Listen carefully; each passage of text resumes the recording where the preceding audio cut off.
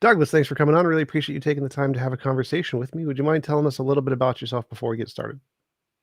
I'm a Christian Bible teacher who travels around the world, who has an interest in evidences. I love theology, history, science, and talking with people with different viewpoints. So I was very happy when your assistant reached out to me and asked if I'd be interested in having this time with you. So I thank you. Awesome. So the topic today was reasons to believe in Christianity and in God and Christianity. Could you tell me your position on that? I can. I didn't know that was a topic, but that's fine. Yeah, my position is that there is a God. Christianity is best defined by Jesus more than its modern iterations in various church groups and cults. So I'm a Christian and I'm a theist. Cool. So I'm an atheist, by which I mean I believe that all the evidence seems to indicate naturalism, that everything is physical and material, and I tend to go with the consensus of science in those regards. So could you tell me what reasons you believe there are for belief in anything beyond the realm of science? Well, maybe it's good to mention that there are a lot of scientists who have faith. Oh, sure, but none It of might the be half of all scientists believe in God in some way, and certainly a large number don't believe in God. But I would well, sure, make but their this. personal beliefs aren't really what matters. What matters is what does the papers and the evidence actually indicate is there. And so there's lots of scientists who have lots of silly beliefs beyond just their research, but I'm Well, interested in what the unfortunately, that's research true. indicates. But science can only study the physical world.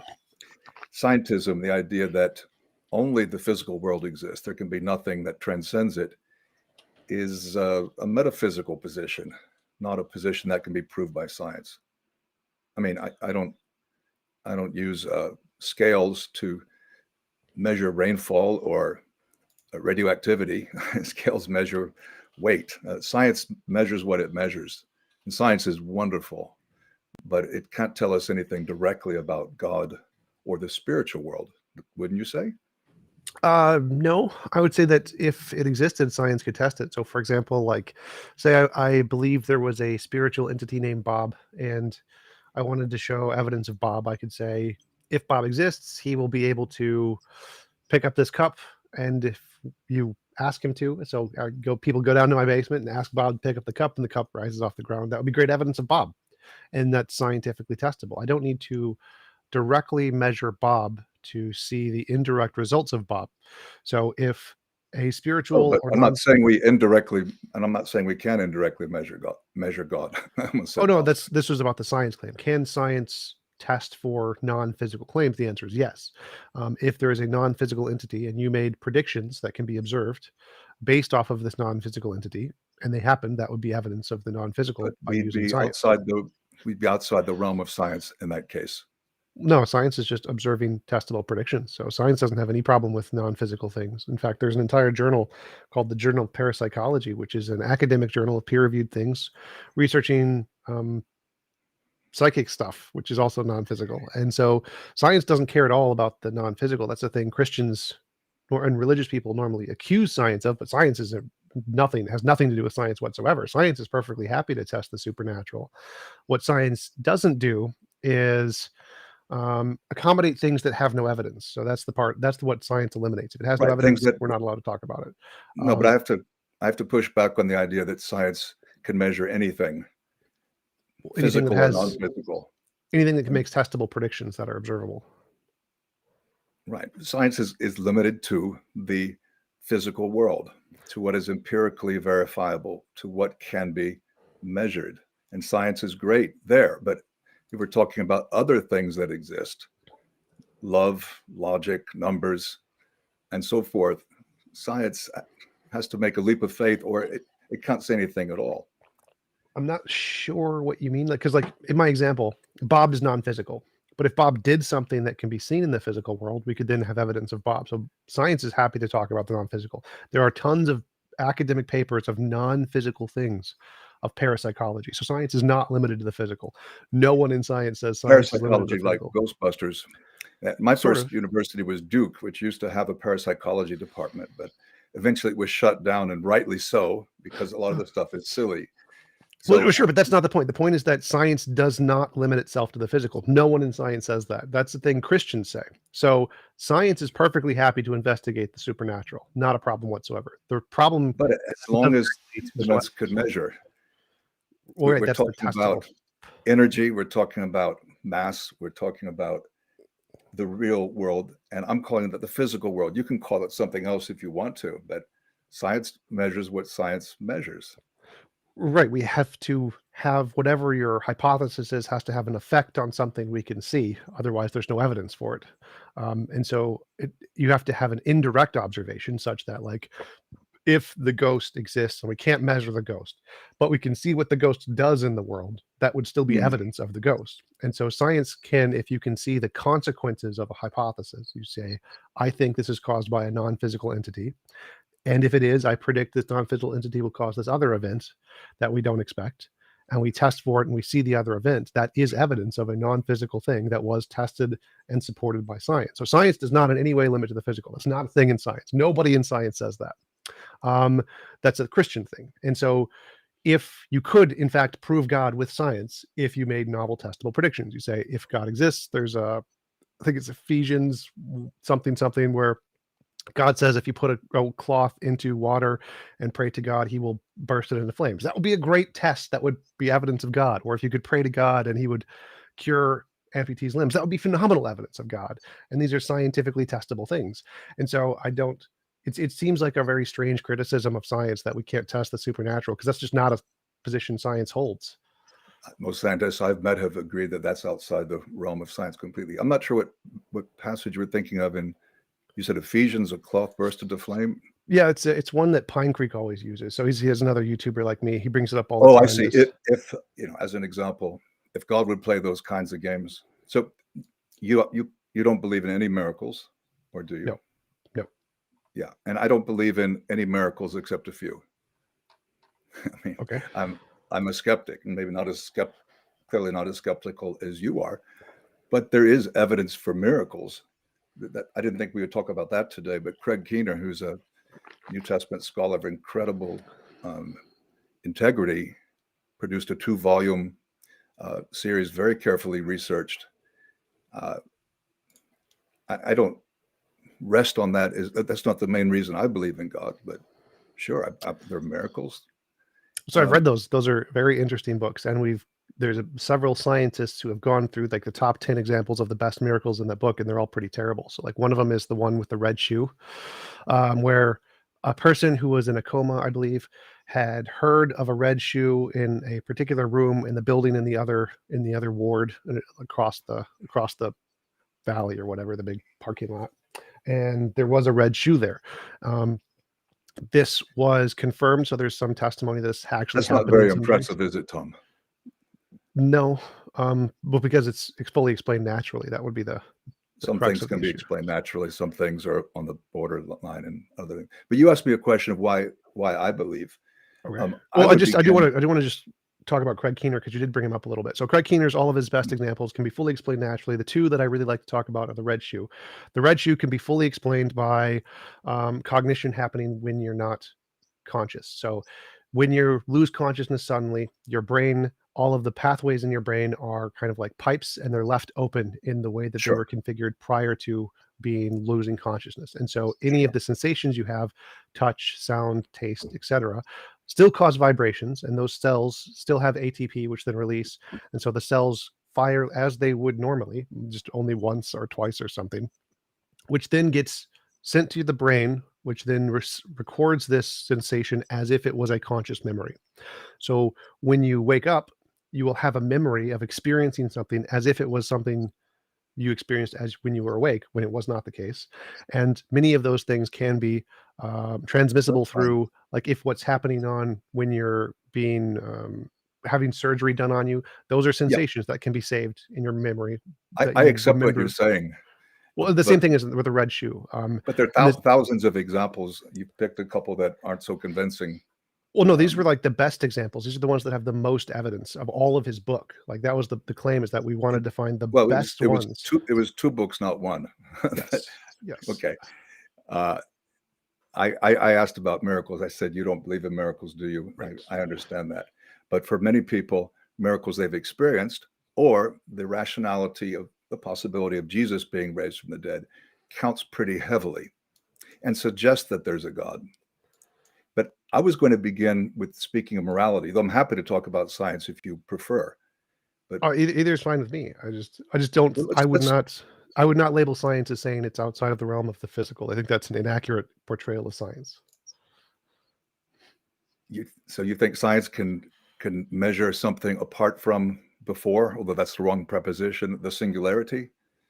That would still be physical. I mean, there are physical theories about what is before the singularity, and there's good evidence to support those. So, yes, but I mean, those that would still be physical. Like before the singularity is still physical quantum fields.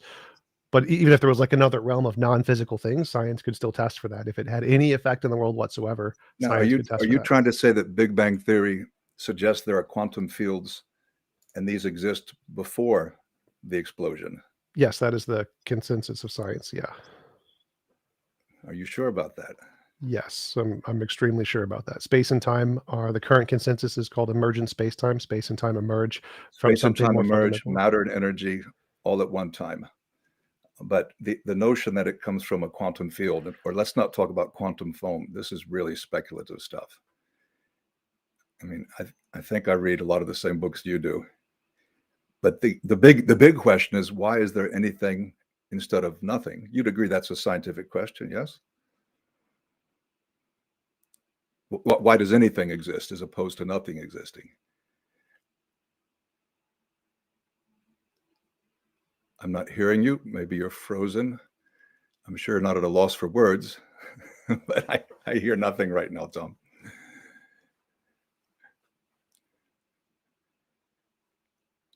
Okay, well, I can talk even if I can't hear you. Right. So we could talk about the Kalam cosmological argument. Love to talk about that. Are you back, Tom? Are you going in and out? That was Okay, I see you again. I hear you again. Yeah, I lost connection for some reason. I don't know why. I think something's going on today. Um, all right, that's And we working. don't attribute it to the miraculous just because we don't know exactly what it is.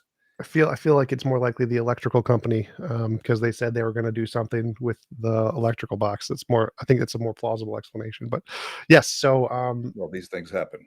yeah. So what were you saying before? Well, I'm not sure you heard me. I was mentioning the Kalam cosmological argument, Oh yes, but I I'm was sorry also about saying so we quantum could foam. I talk wanted about to morality. Well, so you mentioned quantum foam, and I wanted to say that yes, quantum foam is speculative, but it's still better than a god Why? because all of the parts, the combinations of all theories in physics are of things that have been demonstrated to exist independent of our imagination. And any hypothesis that isn't only a combination of things that have been demonstrated to exist independent of our imagination are better than any theory that adds even a single property that has not yet been demonstrated to exist independent of our imagination. What, on So, the principle of Occam's razor or something like that?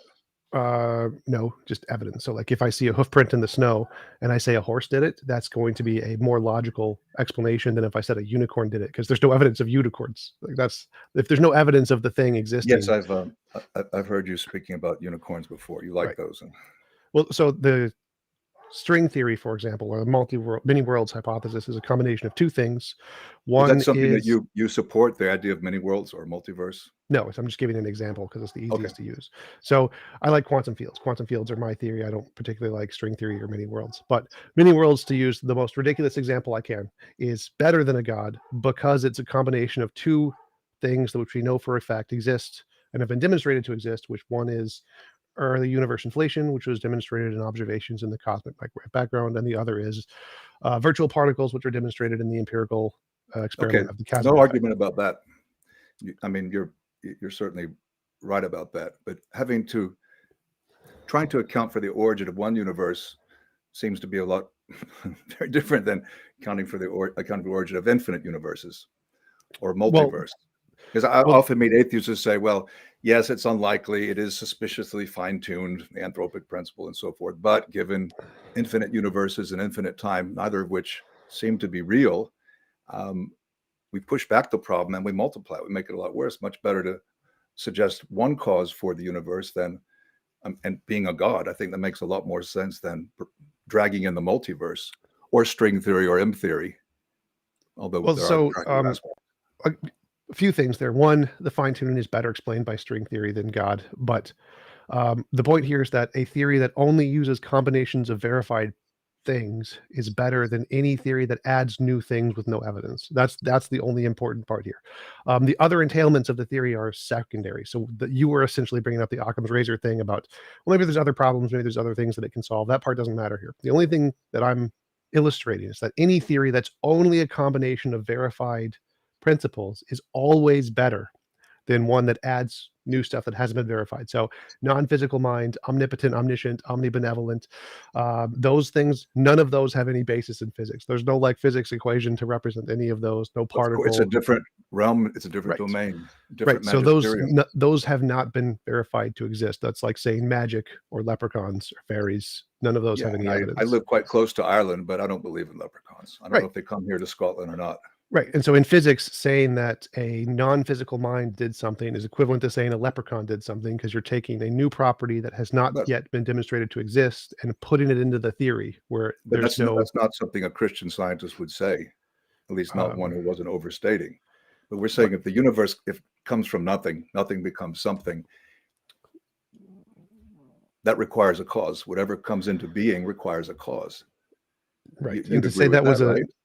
sure. Yeah. I don't, no one believes something came from nothing. That's not a thing in physics. But But did the again, universe come into being? come into being. Our universe did. Yes. Right. So if this is the beginning of space-time, matter, energy, it needs a cause. Sure. We agree. And to say that that suggests something that itself is timeless, not space-bound, something that's somehow qualitatively different, infinite. It's not like that's a big leap. I mean, I admit it wouldn't tell you that it's the Christian God or even tell you that it's only one God. But I don't think it's unreasonable to conclude that there is some infinite force, some infinite mind behind this thing. Well, the mind part is the part I'm objecting to here. So I didn't say anything about the Christian God specifically. To say that there is a non-physical mind, there is zero evidence of that. No one, Of consensus in course, because neurology, cognitive science. we're not talking about a physical thing. Well, again, And I science will keep covers coming everything. back to that. So I just want to clarify: science is the method that we use to differentiate imagination from reality in all contexts. That's it. There's no physical limitation here. It's just anything that can differentiate imagination from reality. That's science. And so, if you don't have a way to demonstrate the difference between imagination and reality, you have no evidence. And so, when we're talking about a non-physical mind that created the universe in physics, that is equivalent to saying a leprechaun created the universe. There's But no evidence. we're not saying that in physics. I'm saying that Big Bang Theory suggests there's a God. I'm not talking about a proof. I'm not talking about a No. scientific So again, it statement. suggests nothing of the kind. It's like nothing of the kind. What it suggests is that we don't know what caused the Big Bang. That's the question. And so, of the possible solutions, the possible hypothesis that can explain what caused the Big Bang, the only ones that are rational are ones that are combinations of principles, particles, and laws that can be demonstrated to exist independent of our Yeah. imagination. If you add in any one that does not, then you are saying leprechauns, unicorns, magic. Those are all the level of the theory at that point, which is why physics and I science know. is not allowed to do that, because it can't differentiate imagination from reality when you add in properties that haven't been demonstrated to not be imaginary. And so Okay. And this is why I I'm just not want to arguing draw. with you on that. Well, this is why I just want to draw back to why is the quantum foam, the singularity, string theory, many worlds. Why is this better than a God? Because all of those are combinations of principles and particles and laws that have been demonstrated to exist independent of imagination. And any theory that adds even one that has not is inherently a worse theory, and God adds many. It sounds like that's a creed you have. It's I mean, evidence. I could say we're in a world where there's personality, where there's intelligence, where Sure. there's information, where there's design. Sure. Combining those observations and just being commonsensical certainly doesn't rule out the possibility that there's a God. And that would be that's preferable to put those considerations together than to add in something that is unimpressive and unnecessary, which might actually be something from science. The salinity of the oceans has very little to do with this discussion about a world where there's information, intelligence, design, personality, morality. So, I mean, I think we could Sure. flip what you're saying, and we could talk about non-physical, or let's say non-scientific things. But science does not describe all of reality. You seem to be saying it is. Can we talk Yeah, about I think it morality? does. Well, sure, Sorry? sure. Just yes, absolutely, we can go to morality. But I do want to comment on what you just said. Like, I agree, minds and intentionality and design exist, like pineapples and desalination of the ocean and rocks exist. But to say that mind existed outside of space and time and created our universe would be like to say a pineapple existed outside of space time and created our universe. All evidence of pineapples is they are physical things that exist in the world, that exist in space time. There are no examples of these outside of space time. There's no reason to think they could exist outside of space time. And so to say a mind or a pineapple existed prior to the universe is, I would say, nonsensical. But to say a quantum field, which has lots and lots of evidence it can exist outside of space-time, that's plausible. That's a thing that we've demonstrated can exist and can exist outside of space-time. And we have good evidence of these things. We have no evidence minds or pineapples can. And so it seems like in the hierarchy of existing things that we've demonstrated to exist, which is like quantum fields, physics, chemistry, biology, and then brains and intentionality, and then intentionality, to To say that measure, things yeah, what? Well, to say to that those measure things, the certain. intentionality things, are at the beginning of the universe is equally as rational as to say a pineapple exists at the So you don't beginning of the believe in universe. SpongeBob at the bottom of the sea No, I do not. I living in a wish I did. pineapple? Okay. We can come back to this if you like, but uh, Sure, why don't we talk about morality a little bit? sure. Okay, wait, so you asked me first. I didn't even know what the topic was. What do I believe in God? And I think you said, why do you believe in Christianity? Those are, I Either is suppose, fine two with me. You different. can go in any direction you want. Feel And I free. mentioned the Kalam cosmological argument. We Yep. could talk about the appearance of fine tuning. We could say we got lucky, just happened to live in this universe. And we can talk about quantum fields, but when we start making quantum observations, we're connecting them with something that is temporal. So Sure. I'm not sure even what that means, that quantum fields exist out of space time. Well, just to go back, remember when I said that science can test non-physical things because all it needs to do is see the consequences of those things. So even if I can say there is this non-temporal thing, and if there is this non-temporal thing, I would expect that under these conditions, we'll see this result in a lab. Even if the effect is in a lab, if it's something that we haven't expected before and that's a novel prediction based on this theory of non-temporal things, and we see it, that is evidence of non-temporal things. It's called indirect observation. We don't need to directly Well, observe. maybe we shouldn't use the word physical. We can, if you prefer the adjective empirical, maybe that works better. But I think most people sense the difference, the qualitative difference between science and what it measures, and other things that are equally real, like justice, love. I I think mean, science measures loves, but yeah. you think science could measure love or justice? I mean, are there, Love. I don't think justice is a real thing, but love, yes. Love is absolutely something we can measure. We can control it in the brain. We can turn it off and on by zapping you in the correct spot. okay, so that's the brain side, the neurochemical side. I think that is all there is. I think that Well, love is a that's all that science could measure. well, that's But that the only thing that has evidence. Yeah. it's the only thing that has scientific evidence. Is there another Uh, kind? sure, the forensic evidence doesn't have to be scientific. Yes, it does. I'm not sure what you Experiential mean. evidence doesn't have to be scientific, not just Yeah. lacking an explanation. I think both of those do have to be scientific. I'm not sure what you mean. Like if we went to a Maybe court you're case, using scientific in a different way than I am. You're talking about empirical verification and instruments and laboratories and testable hypotheses. And I'm saying that science goes a long way, and it's wonderful, but it doesn't tell us how to live our lives. sure. I'm trying to move It into does. discussing morality. Tom, do you believe that the universe has a moral dimension, or are you more of Yes. a Nietzschean, would you say? Okay. I'm a moral realist, like most philosophers who are also mostly atheists. Yeah. Why would anything be absolutely right or wrong if there's no God? There's Well, no there's moral reference point outside by which to make measurements of what's right or wrong. you don't need a Why God is for a Nietzsche moral not measure. correct? Well, you don't need a God for a moral measurement. This is another assumption that many theists make, that God is the only thing that can act as a moral grounds. Well, that's just false. Like literally, the earliest moral things, the models of morality, like Plato's Platonic forms. Like that's a moral ground that isn't a god. Karma is a moral ground that isn't a god. It's just a field. There could be lots of different moral grounds. A priori abstracts is a moral grounds that isn't a field. There you can have all kinds of theories of objective morality, which are all better than a god. They work significantly better than a god All right, and well, explain the data. Plato spoke of hotheos. I don't believe he said that is a form. Karma is karma is something in Hinduism which is ultimately impersonal. Yeah. And in Buddhism, developing out of Hinduism, classical Buddhism, there is no such thing as right and wrong, because all distinctions are false, all categories are empty. So I don't think those examples work. So I didn't mention Buddhism, but so objective morality can karma, a Hindu concept, right? And a concept in Jainism also, and in I hadn't mentioned Buddhism, that yet. No, Jainism doesn't believe in a god. They're the most moral. It's an atheistic religion. Right, but so I didn't mention Jainism in any of my examples. So to go over what I said again, that was me. Right. Okay. Not trying to obscure, but to clarify. So my argument was there are other, like Christians and theists like to assert a being as the grounds of morality. There is zero evidence of this. It's just an assertion. I could assert a magical potato is the grounds of morality, and that will be equivalently justified by evidence.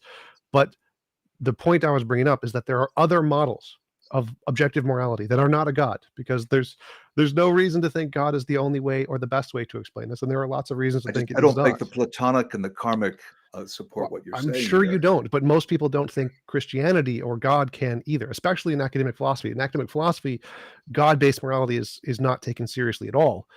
For lots of problems which we can talk about. One sec. We can absolutely talk about the reasons why God-based morality does not work. But the point here is that academically, there are equally as good or better grounds of objective morality that have nothing to do with a god. So your question is how can you have objective morality without a god? You can have it in Platonic forms. You can have it in a priori abstracts. You can have it in karmic fields. All of those things. You can have it in undiscovered law of nature. You can have morality grounded in any object that does not entail a mind, and it can still be an objective moral fact. You do not need it to be grounded in a mind for any reason. It seems speculative. So yet to be discovered law of nature, back to karma and Platonic forms. Which is still better than a god, which is even more speculative. I don't know. I mean, maybe I'm more of a Nietzschean than you are. I mean, I thought in Beyond Good and Evil, he argued very well. If there's no God, then there can be no morality or immorality, only interpretations of what's moral and immoral. I think he was right on the money. If there's no God, any argument or evidence for that? Because I don't think you do. I can prove to you I've read the book. Oh, no. So the book, is there an argument or evidence for why you would need a God to have objective morality? And I would say there's probably not. I'm very familiar with these. I would say to you, why would you believe there is objective morality? The evidence of. Let me clarify one thing, Tom. Sure. I'm not saying, often I speak to friends who are agnostics or atheists, and they think Christians are saying unless you're a theist, you can't be good, you can't be moral. Of course, that's nonsense. Right. But I would say unless there's a God, no one could be moral, because there would be no morality. Yeah, but why? That's my position. Why? Like if I said, if there was no God, there can be no rocks. Like that wouldn't make sense, right? That's like, of course there could be rocks. Like the God doesn't. There's no reason why a mind would entail rocks. Like rocks could be a natural process. Well, you're saying if there's no God, there. Yeah. If you, instead of a rock, you say the cosmos, then. Well, just use a mundane example. Use something that we both agree, like this is not very special. It could just be a natural process, like clouds. Say clouds, baby. So just we agree clouds are a natural process. Clouds could come about by quantum fields, or they could come about by God. There's no reason why God would entail quantum fields. And the same thing applies to morality. If morality is a thing, which I believe it is, there is no reason to think a God must have entailed it any more than it could have come about by any of the other fundamental potential natures of reality. I'm puzzled why you believe in morality. And again, I'm not saying, right, I'm not talking about your morality, or I'm not saying you're immoral, but why would you believe that it's not just a consensus or a feeling or preference? Consistent patterns in moral intuition and moral progress. In other words, values as opposed to morals. Like in postmodernism, there are no morals, simply values. But why don't you go in that direction? Patterns in moral intuition and moral progress. Okay, I'm just saying, why would an atheist need to believe that anything is absolutely right or wrong? Well, no one needs to believe anything. Like theists don't, like there's no like logic. You're asking me why I believe there needs to be a God if there's a moral universe. But I'm asking you, So I think that point is anterior to my answering this question. It's not a bad question, but if you believe it's a moral universe, Yes. where do those morals come from? And There's just saying an unknown scientific law or a karmic field or something like a platonic form is not really much of an answer. I mean, Well, I'm not sure what you mean by that. So, like, I think there's evidence of a phenomenon. This patterns of moral intuition, patterns of moral progress. That's the evidence of a phenomenon called morality, and there are lots of potential explanations of this phenomenon. Maybe it's evolution. There is no objective morality. I disagree, but it's possible. Maybe it's a god. Maybe God did it. That's a possibility. Maybe it's a karmic field. That's a possibility. Maybe it's a platonic conjugate. That's a possibility. Maybe it's an a priori abstract. That's a possibility. All of these different phenomenon or hypothesis could explain the data of objective morality that we see. Patterns in moral intuition and moral progress. That's the evidence of why I believe there is a moral phenomenon. And then you have to look at the potential explanations and say which one is the best explanation that explains the data and makes predictions, et cetera, et cetera. I'm sorry, Tom, but it sounds like you're describing moral discussion or moral progress, what others would consider to be moral progress, as opposed to morality itself. What? So, I'm not sure what you mean. So, like, if morality exists, if there's an objective morality, and if it affects us and causes society to move in a particular direction, like a guiding force of some kind, then we would see a particular direction in the way societies and moral intuitions change over time. We do see this pattern over time. Therefore, there's reasonable to infer there is some guiding principle that causes this particular pattern to emerge. So you believe in a guiding principle? Yes, that's the same thing as any physics force. It's a guiding principle. Things fall, stuff moves, objects in You motion may remain in believe in a motion. guiding principle more than I would. I mean, I'd like to think that God would be the guiding principle, but I'm not sure how much more moral our world is than it was 100 years ago or 1,000 years ago. It's a lot more moral. That's like again, lots of consensus on this. Human nature has been improving significantly with each successive generation and increase in technology. We're becoming more moral. This is a separate conversation whether or not there's moral progress. But like, for example, women's rights, LGBTQ rights, the elimination of slavery, the valuing of the homeless, the valuing of the disabled, giving rights, voting rights to people, giving people more freedoms, like the our society has absolutely been getting more moral over time, but that's a separate topic. But it sounds like you're describing Christian influence in society, because ultimately, no, abolition and women's rights and human rights come from Christianity. they don't have anything to do with Christianity. And those happen in all religions, in all sections of the world, independent of religious belief. And they happen more in secular places than they do in religious places. In fact, we have to fight against religious bigotry in order to achieve many of those things. Those happen to do, again, those happen independently of Christianity. So you'd rather live in Vietnam, Laos, Cuba? No, I'd rather live in North Sweden, Korea, or Switzerland. China? No, I'd live in the secular nations that have no religion. Japan, Sweden, Denmark. Japan, France, places like that. Yep. That aren't religious, that are majority secular, non-religious. Those are the best societies, or the non-religious ones. But I want to go back to your question. So the reason I believe in morality is there is evidence. There's a phenomenon of a pattern in changes of morality. That's why I believe there is a thing that explains this phenomenon. And the question is which hypothesis best explains the phenomenon? Is it God? Is it undiscovered law of nature, a priori abstract, platonic object, karma, whatever? Each of those act as an explanation of an objective grounds of morality. So you don't need a God to explain objective morality. Objective just means true, independent of opinion. Yeah, but I think you may be confusing objective in the sense of motion and progress with what is ontological. I'm talking about the ontological basis of morality. You seem to be describing the way morality manifests in the world, which I have no problem with. But I'm asking about something, the anchor point that's outside of our frame of reference. Right. Yeah. So which I'm afraid is that empirical realm.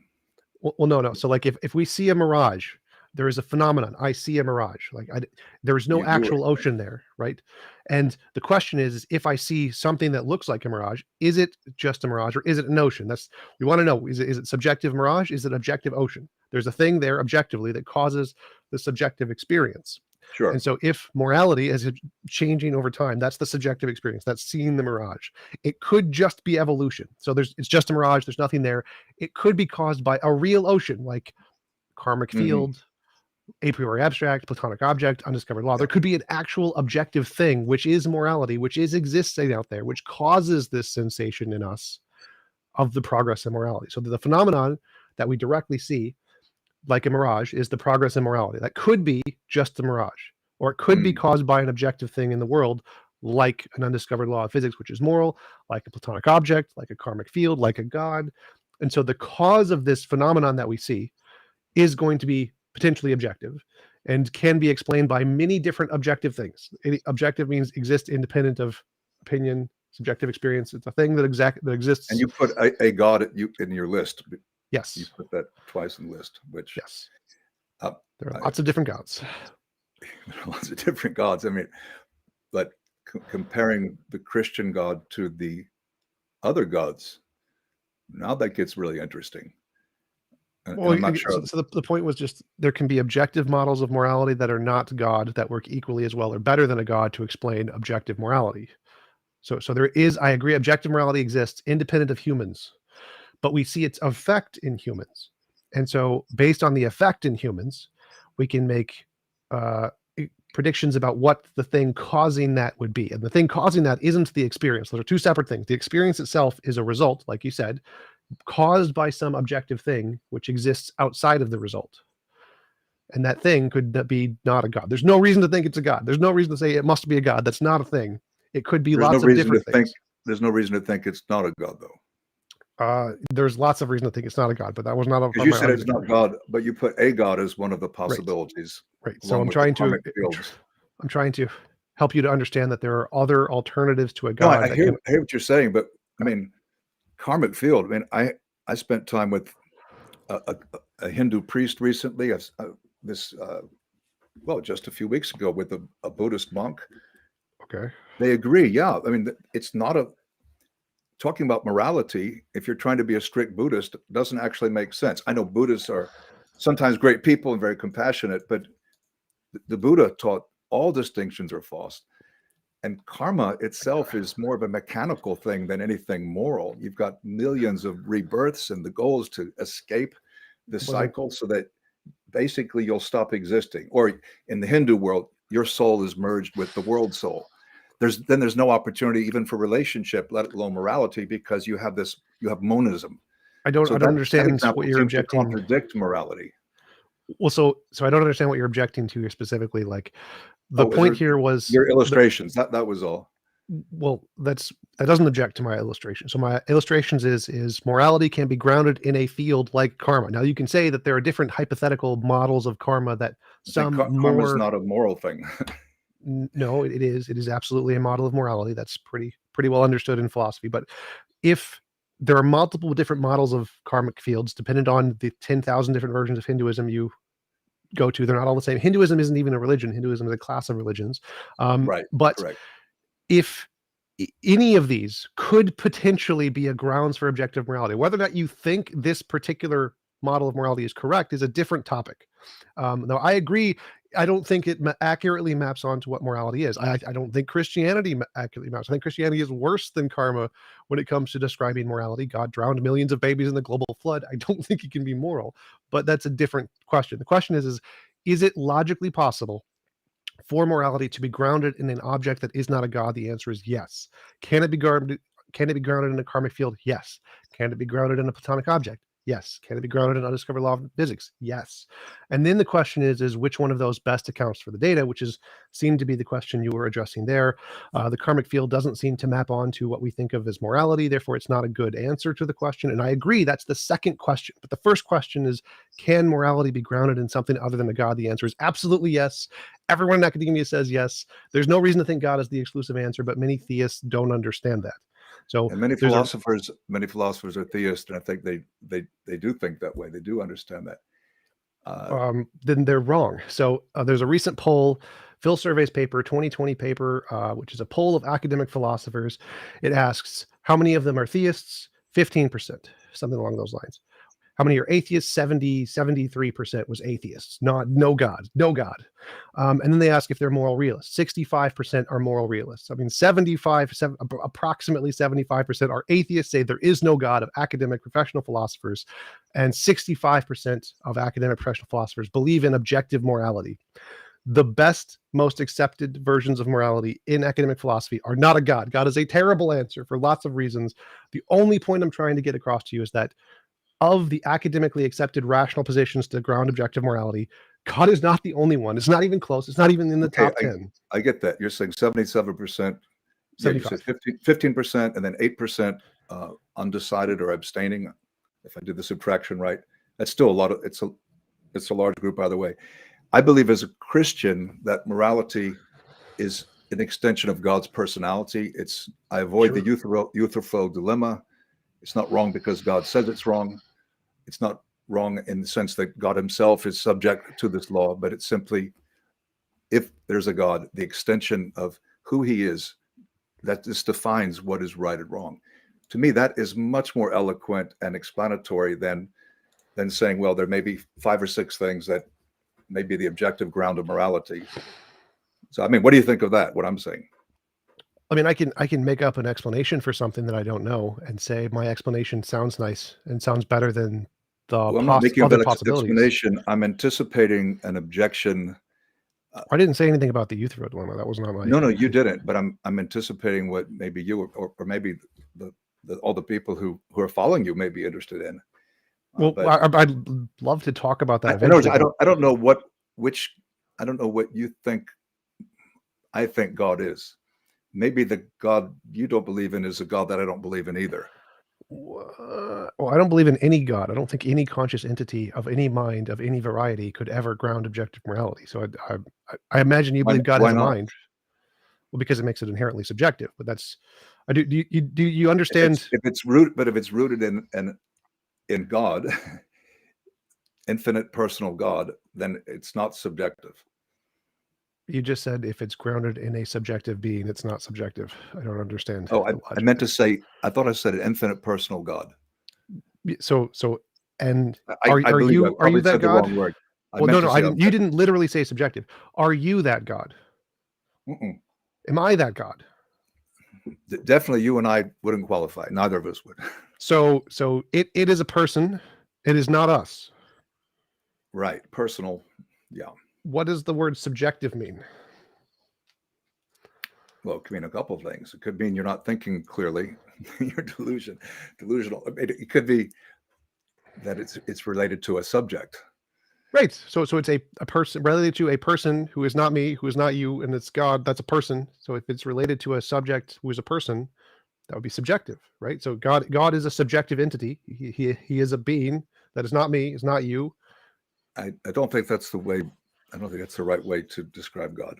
It seems to be. Well, he's a subject, right? He is a single subject of consciousness, and we are a single subject of consciousness. They are. It makes it sound like he's not ultimate if he's a single subject of consciousness.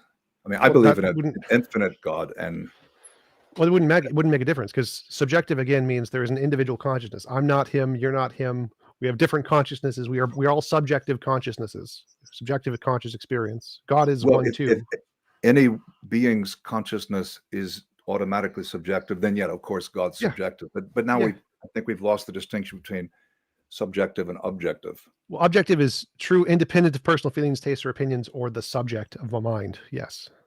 Right. So do you think something can be subjective and objective at the same time? Sort of. I mean, it can by your definition, exist. Maybe that describes the God you don't believe in. God is objective and subjective. Well, all subjective experiences objectively exist. So it's objectively the case that I have qualia. I have a sense experience, but it is my subjective sense experience. So the question is if it was objectively true for all beings, then it's how it would have to apply to you and to God and to everyone for it to be objectively true. Now, if it's subjectively true, that means it's true for me. I have my subjective experience and you don't see that. So it's a subjective experience. If morality was objective, then it would have to be true independent of a subjective consciousness. Can't be grounded in a mind. Can't be God decided, God consciously invokes it. That's subjective, just like I like chocolate ice cream. It's subjective. For it to be objective, it'd have to be grounded in a non-mind. I don't know, Tom. Non You're sounding pretty postmodern here. what? This is the way we describe values, not morals. What? Yes, that's values are subjective, and so if values are grounded in a mind, they are subjective. That's why it can't be grounded in God, because that would make it subjective. For it to be objective, it can't be grounded in a mind, like But other objective things. you're bending the definition of God. I mean, this kind of God is not all wise. He's not omniscient. It wouldn't make a difference. Oh, I None think of it would that. make a difference if No. he's all knowing and he's omnibenevolent and all the other omnis. Is he still a Then subjective mind? then he's objective. He's subjective in the second sense of subjective, in that he is mind. But Right, no, so he's objective. What I'm saying is I'm saying that he's objective. objective means true existent. independent of mind. That's what objective means. It exists true independently of any opinions, feelings, or mind. That's all it means. Okay, but we're not talking, but not the divine mind.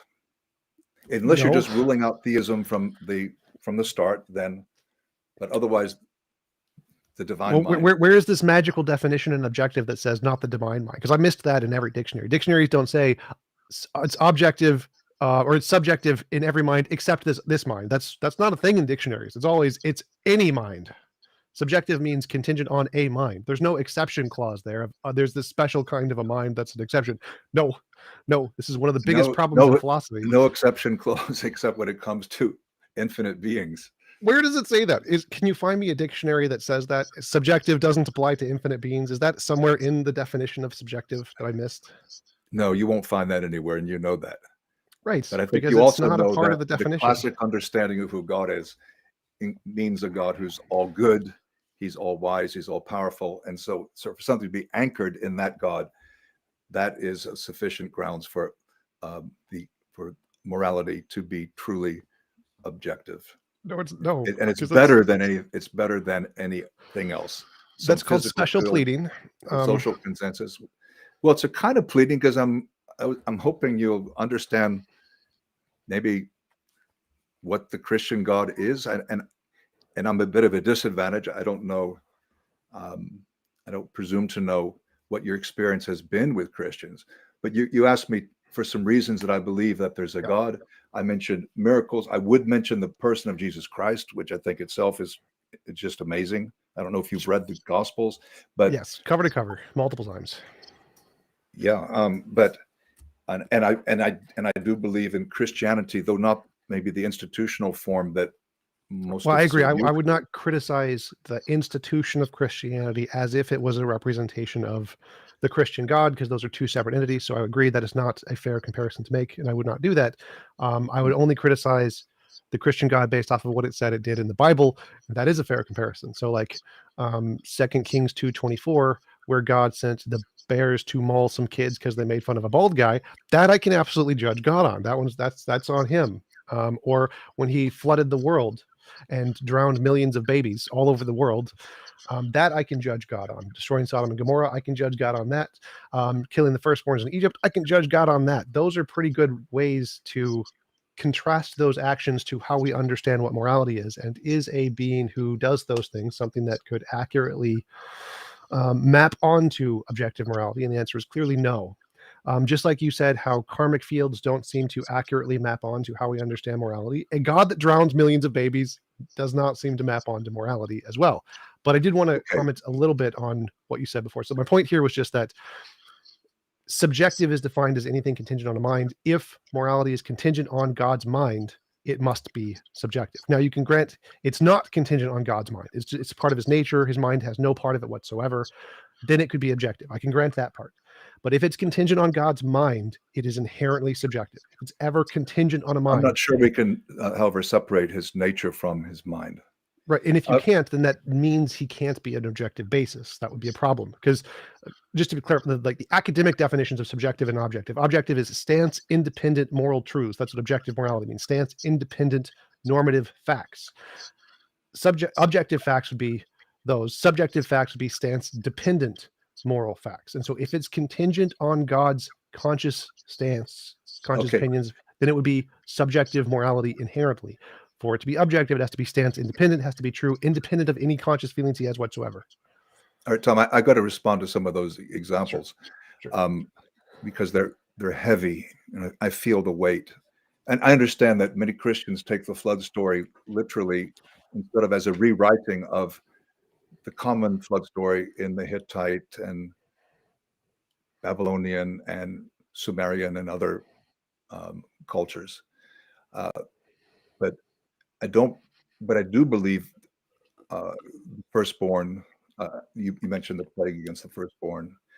Uh, the mauling of the. I don't know Children. these were just kids. I think they're more like a gang. Or If they're making fun of a bald guy, I don't think mauled to death by bears is the appropriate punishment. I don't care how I don't old think they are. it's he was sensitive to his alopecia. I think there's something deeper going on. I mean, look at me. You know, fortunately for me, I don't really care.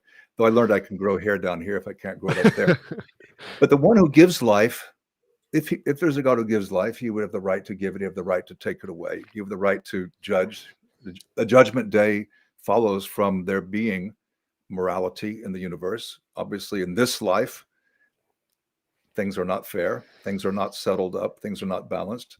So it's reasonable to think that later, at another point after this life or outside of this world, things will be balanced. So if there's a God who gives life, a God would have the right to take away life. And also, maybe God has reasons.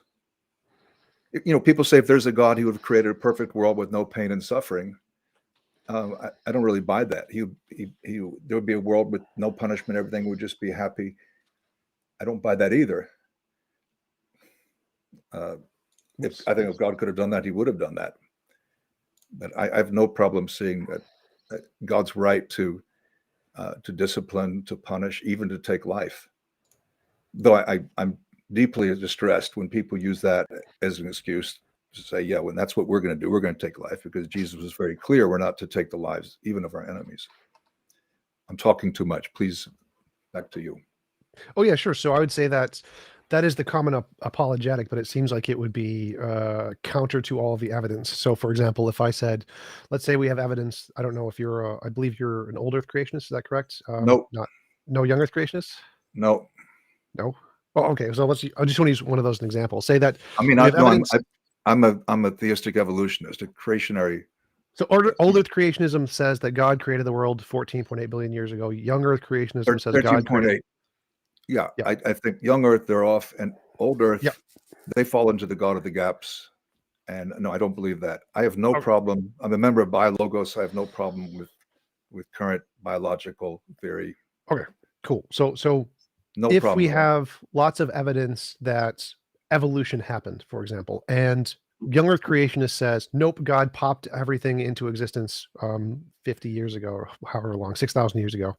That goes against Wednesday. Yeah. So that goes against all of the evidence. Like all of the evidence shows evolution is real. It happens. Maybe God created it at the big Aobagenus, whatever, but evolution is real. And so if young Earth creationists want to make this claim that goes against all of the evidence, that's a pretty ridiculous claim. The same thing applies to morality. We have lots and lots of evidence of morality. Drowning babies is immoral. It's not a good thing to do. And so if God drowned babies, I know you said you didn't believe in the flood, so it's just an example. Then that would go against that many Christians don't take that literally, but yes. I do believe in a judgment day and I believe in heaven and hell, though probably not in the sense that you think I do. So I'm sure there are things you'll find objectionable in my beliefs, even the. Oh yeah, I don't want to specifically target your beliefs here. I'm just talking in general that if we describe God as the basis of objective morality, and God did lots of things that go against all of our evidence of what is moral, then to say that he is the grounds because of some ad hoc reason, like he has some reason to do it, or he has the right to, if he gives life, he can take it away. That seems immoral, but you can use that as an ad hoc reason to try to accommodate the data. But that seems equivalent to when young Earth creationists try to make up some explanation to make a young Earth model make sense, even though it goes against all the data. So if you want to go against all of the data to make your hypothesis fit, that seems like a bad hypothesis. A better hypothesis of objective morality would be one that says the most moral world is one that There is no involuntary imposition of will. That's my model. I like that model. And if there No was a perfect, involuntary imposition of will, you said. yes, that is my model. Um, And and just to clarify, I like think if I would agree with that. that may cause some problems with what God did, but okay. The point here is that if we're trying to say I what is mean, the best description of objective morality, one that creates a world that there's no involuntary imposition of will, that's a good description of morality. One that kills lots of people against their will is a bad description of morality. And so the better hypothesis is the one that more fits the data, which seems to not be the one that kills lots of babies. yeah, I think we're to characterize, because of a few events, mainly in the Old Testament, to characterize God the way you are is overreaching. Well, you granted the firstborn killing of Egypt, right? That's lots of babies. Yeah, I'm listening. So if hypothesis A and hypothesis B both are trying to explain morality, one kills lots of babies, one says you should never kill babies under any circumstance. The one that more accommodates the data seems to be the better hypothesis here. Killing babies seems to make it a less good But hypothesis. if you're culling these data from the Bible, I think you need to look at the bigger picture. What Well, God I don't does. see the reason as being important because there's always a better solution. You could have just not killed the babies. That would be a better solution. Like if God Um, just didn't kill all the firstborns, God would have been less immoral. That would have been better. I feel the weight of what you're saying, Tom. Yeah, and I'm not saying I like this any more than you do. Um, if there had been a different way than Jesus dying on the cross, a better way, that God would have done that. That would have been better. But was there a better way? When It was Israel definitely a goes into logically possible better way. uh, the the okay, getting a little mired down here, but I mean, again, I feel the weight of what you're saying. But uh, if there's a God and there's a judgment day, and there's a possibility that we might not just be punished, but even cease to exist. Well, if there's a God, that's within his rights to judge us. He's the creator. In other words, we're talking about morality, and I'm defending the morality of the biblical God. But I'm afraid I'm making even worse than you think, because I'm saying if God is moral, there has to be punishment of sin. Judgment Day makes sense. It makes a lot of sense. I mean, I do know a lot of people, even pastors, who say they don't believe in Judgment Day, or they think if there is, everyone's going to pass, everyone will be fine. No, I don't believe that. God wouldn't be good if he didn't punish sin. And unfortunately, what happened in Egypt had to do with the sin of the king of Egypt, the Pharaoh. There were multiple opportunities to avoid this, nine, in fact, and he brought it on himself. So we're talking about why I believe in Christianity. I mentioned the character of Jesus Christ, who's and I'm happy that you've read the Gospels multiple times. Were you not impressed by what you saw in Jesus? I'm not sure how to answer that question. Like, I think It's a kind of open question, open well, ended. it's like if you ask me, was I impressed by the character of Luke Skywalker? I'm like, maybe, but whether or not I was, I don't think has anything to do with whether or not I would believe it was true. I think those are two separate questions. So I'm This, of course, they are. right. So like, I think that many of the teachings of Jesus are good. I don't think he was perfect. I don't think he was the best model of morality. I think he could have been far better. But I think that overall, compared to most humans, yes, he was great compared to most humans. I How like would the you socialist. how would you Go have ahead. improved him? I mean, how would he have been better? Slavery is wrong. You should have just said that. It was slavery wrong. Period. Don't do slavery. End of sentence. Ever. You should not own another human being. Period. That would have been great. Huge improvement. So he would have been a better Jesus if he had directly attacked social ills. Well, I think like to put it into a more general sense, I'd say for Jesus to have been approved, he should have more accurately described moral truths than he did. And one of the ways to do that would be to directly say, you shall not own another human being as property, period. That one would have been great. Or if you had a more general case, like it is always immoral to impose involuntary impositions of will, that would have been great.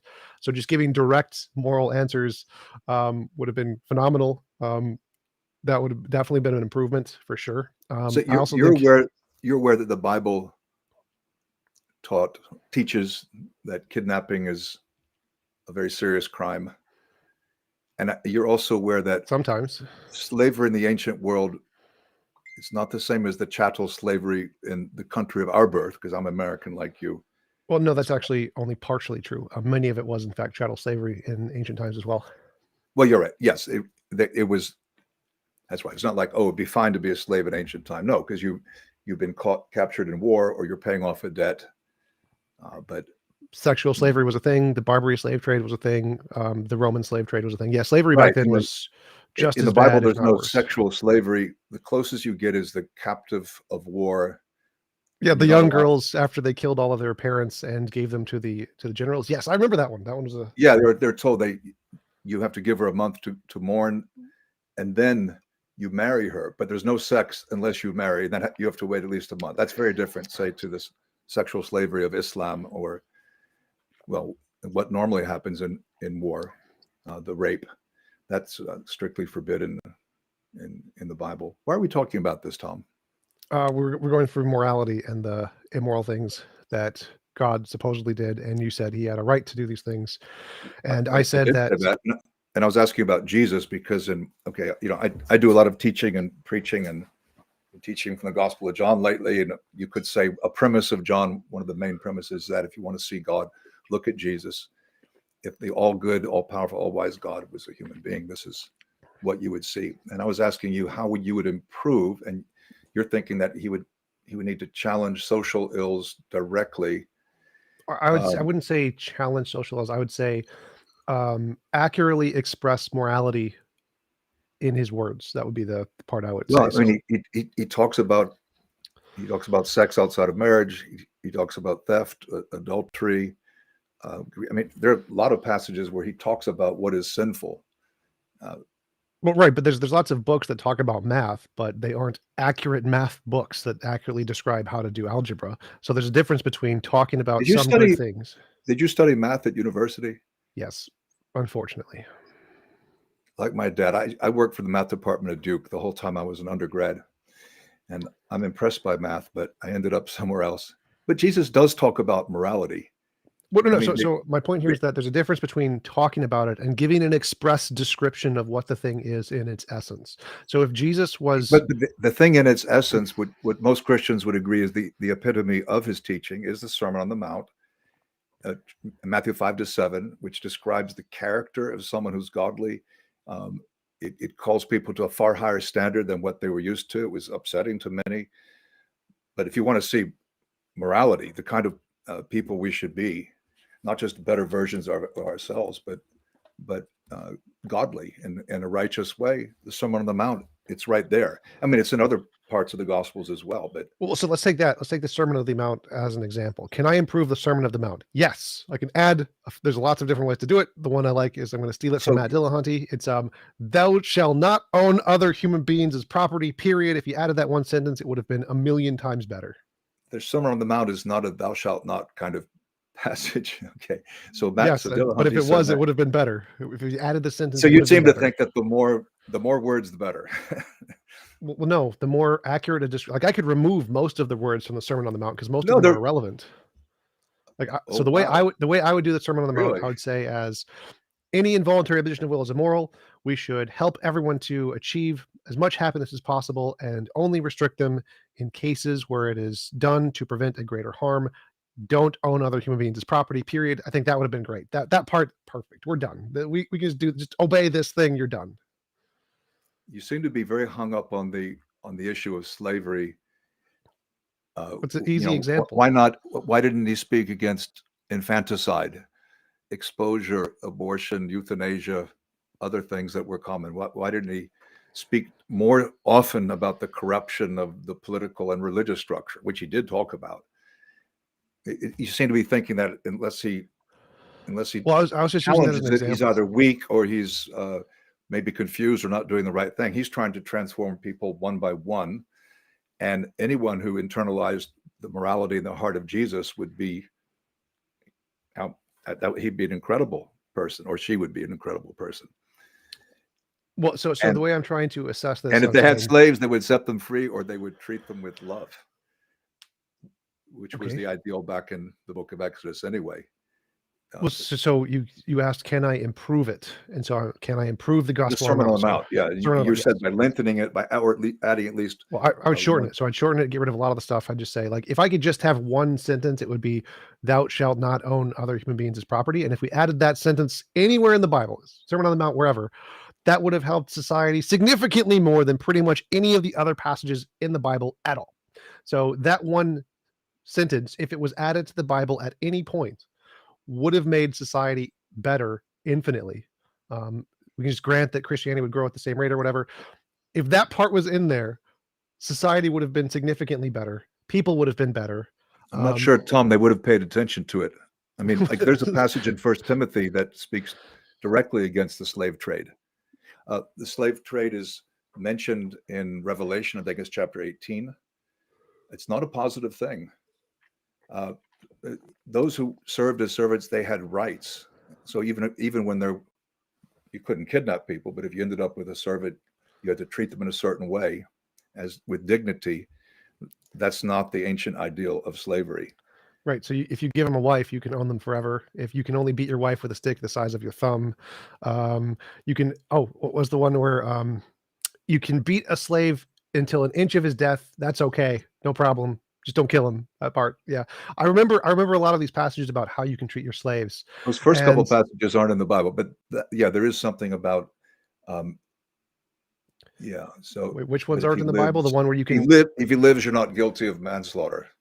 Right. So what the But first this one I is mentioned Tom. was This is the regulation of suboptimal practices. The Bible, you could say, it doesn't speak directly against polygamy, against slavery, against war, but when it depicts these things, I mean, no one would want to be involved in polygamy. Uh, except most of the regulation of patriarchs suboptimal of the Old practices. Testament. Yeah, well, obviously some of these continue into the New Testament. The Romans, they say like a third of the humans in the Roman Empire were slaves, something like that. Right, but I mean, mentioning polygamy, most of Abraham, not Abraham, many of the different kings and Old Testament patriarchs Yeah, did polygamy all the that's time. right. It was And kind the of a Bible thing shows God did. how messed up their lives were, partly as a Well, result of it's not the ideal. The ideal is the Adam and Eve ideal. It's one man, one woman. So but that polygamy is never portrayed in a positive light. but the point Slavery here is was never portrayed in a positive light, for that not so matter. sure about that one. But the point here is that can we improve the Bible and Jesus? Yes, absolutely. It's very, very easy, extremely easy to do that. It'd be Yes, easy for any of us to say, okay, I would add this clause or this clause. and that would be an improvement. So I think, Uh, like, if I'm going maybe to it would write, be for, yeah, maybe it would be an improvement for a while, but you know, I'm pretty hesitant to try to improve on the Sermon on the Mount. okay, I mean, blessed are the peacemakers, blessed are the meek, blessed are those who hunger and thirst for righteousness. I mean, if that's you, you're going to treat people with love. So these issues are going to resolve themselves. Anyway, but I was saying, why do I believe in Christianity? Because of the amazing person of Jesus. That's why I asked you if you read the Gospels. Yeah, sure. I've read them and I continue to read them. I have experience. I mean, you can't rule that out. If someone has an experience of God, I believe that there's a God. But I know the ability of, any mind's capacity for self-deception. So I don't lead with that. But it would be strange. I'd be remiss if I didn't say I've experienced God. That's something that's hard to relate outside of the context of relationship. That is, we're getting together for coffee, or we're doing sports together, or we're having another discussion, and maybe we will meet. But I have no desire to control you or to bend your mind using information. That so when I talk about experience, I'm not talking about I'm talking about something that's personal that can be shared, but in a relationship. Right. So in the It doesn't sound context very of scientific, but well, in the context of personal experience, I would say that I think you mentioned that there's always a like the problem of you could be deceiving yourself or something, and I think yep. that's true. There are tens of thousands of fallacies, biases, illusions, delusions, misconceptions, hallucinations that human brains suffer from. And so, for personal experience to be trustable or reliable, I think you would have to find a method that can overcome those things before it was rational to believe that it actually happened. Any more so than like alien experiences or ghost experiences Wait, you or don't believe in aliens? oh my god, no, the You aliens, they're don't believe fake. in ghosts? Nope, nope, no aliens, no I'm ghosts. leading somewhere. No, I don't believe in ghosts. I believe that the likelihood of there being life in other worlds is pretty high, but for the same reasons I believe that life evolved in our world. But have they visited our world? Uh, that'd be really a tough thing. Travel for Travel 1,000 faster than the speed of generations. light. And yeah, there's some real problems with that, as there are with the absolute infinities, which I meant to discuss earlier. The evidence of the resurrection, the death of Christ on the cross, the empty tomb, the transformation of his followers, the message, they're being convinced that he rose from the dead. This is not a slam dunk proof of the resurrection, but those are three facts, right, that most scholars would admit. He died on a cross, that he was buried, that the tomb was empty, and that his earliest followers, those who actually knew him, believed he had risen from the dead. Does that make sense to you? Sure. I don't see why that's evidence. So I believe that they did genuinely believe that. I don't believe that's evidence that actually happened. Now, if their evidence was based on something they heard at third hand, it'd be very different from them actually seeing him after his death. Well, I can just grant that. I say, let's say they have the exact firsthand experience. They did it yesterday. Let's say we were living at the same time period. I'd still say it's not evidence that it actually happened. What would count as evidence in your mind for the resurrection of Christ having taken place? What would Novel testable predictions? for a unique, non-repeatable event? I mean, what I mean is that biblically, Christ is the first fruits of the resurrection, 1 Corinthians 15. The second resurrection that will take place will be when he comes back. Technically, there are no resurrections in the Old Testament.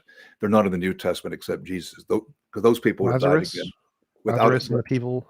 But it's Like not a resurrection in the full sense of resurrection. There's no resurrection body, because resurrection involves a transformation. And biblically, this happened only to Jesus. Those who came back to life, they died again. However you take it, they're still mortal. They died. Right.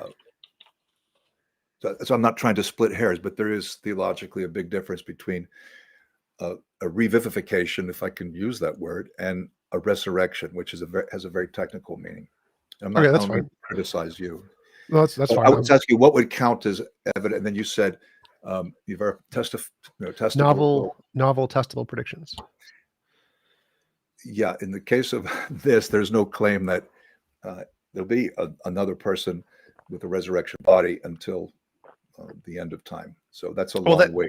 We wouldn't need to have a novel prediction of specifically resurrection. It would like any novel predictions are fine. So like if you said, well, to use an example of the courtroom analogy and the historical analogy, if I went into a courtroom today and there were 12 people who said that they had their best friend rise from the dead, it would immediately get thrown out of court. No one would take it seriously. Don't care. Your eyewitnesses happened yesterday. So like the Bible, the Gospels were written 30, 40 years after the fact, not by eyewitnesses, not by the apostles, by a group of people. They copied from one another. Let's just forget all that. Let's say the best. I'm not sure you could just throw that out. Well, no. I'm saying the Gospels are anonymous, but well, let's just grant the best possible evidence I could possibly give you. Apostles live today.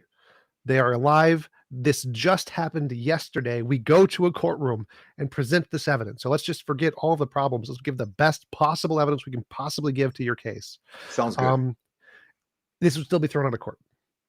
The fact that people see dead loved ones is extremely common. It's called a bereavement delusion. People see them together. These happen in groups where they Yes, see the they do. same phenomenon, and it is explained by a natural process called a bereavement delusion, as well as communal reinforcement is another common example. So the fact that you see, taste, interact with, talk with a dead loved one is something that happens to a large portion of people who experience a dead loved one. It's like 30 to 60%.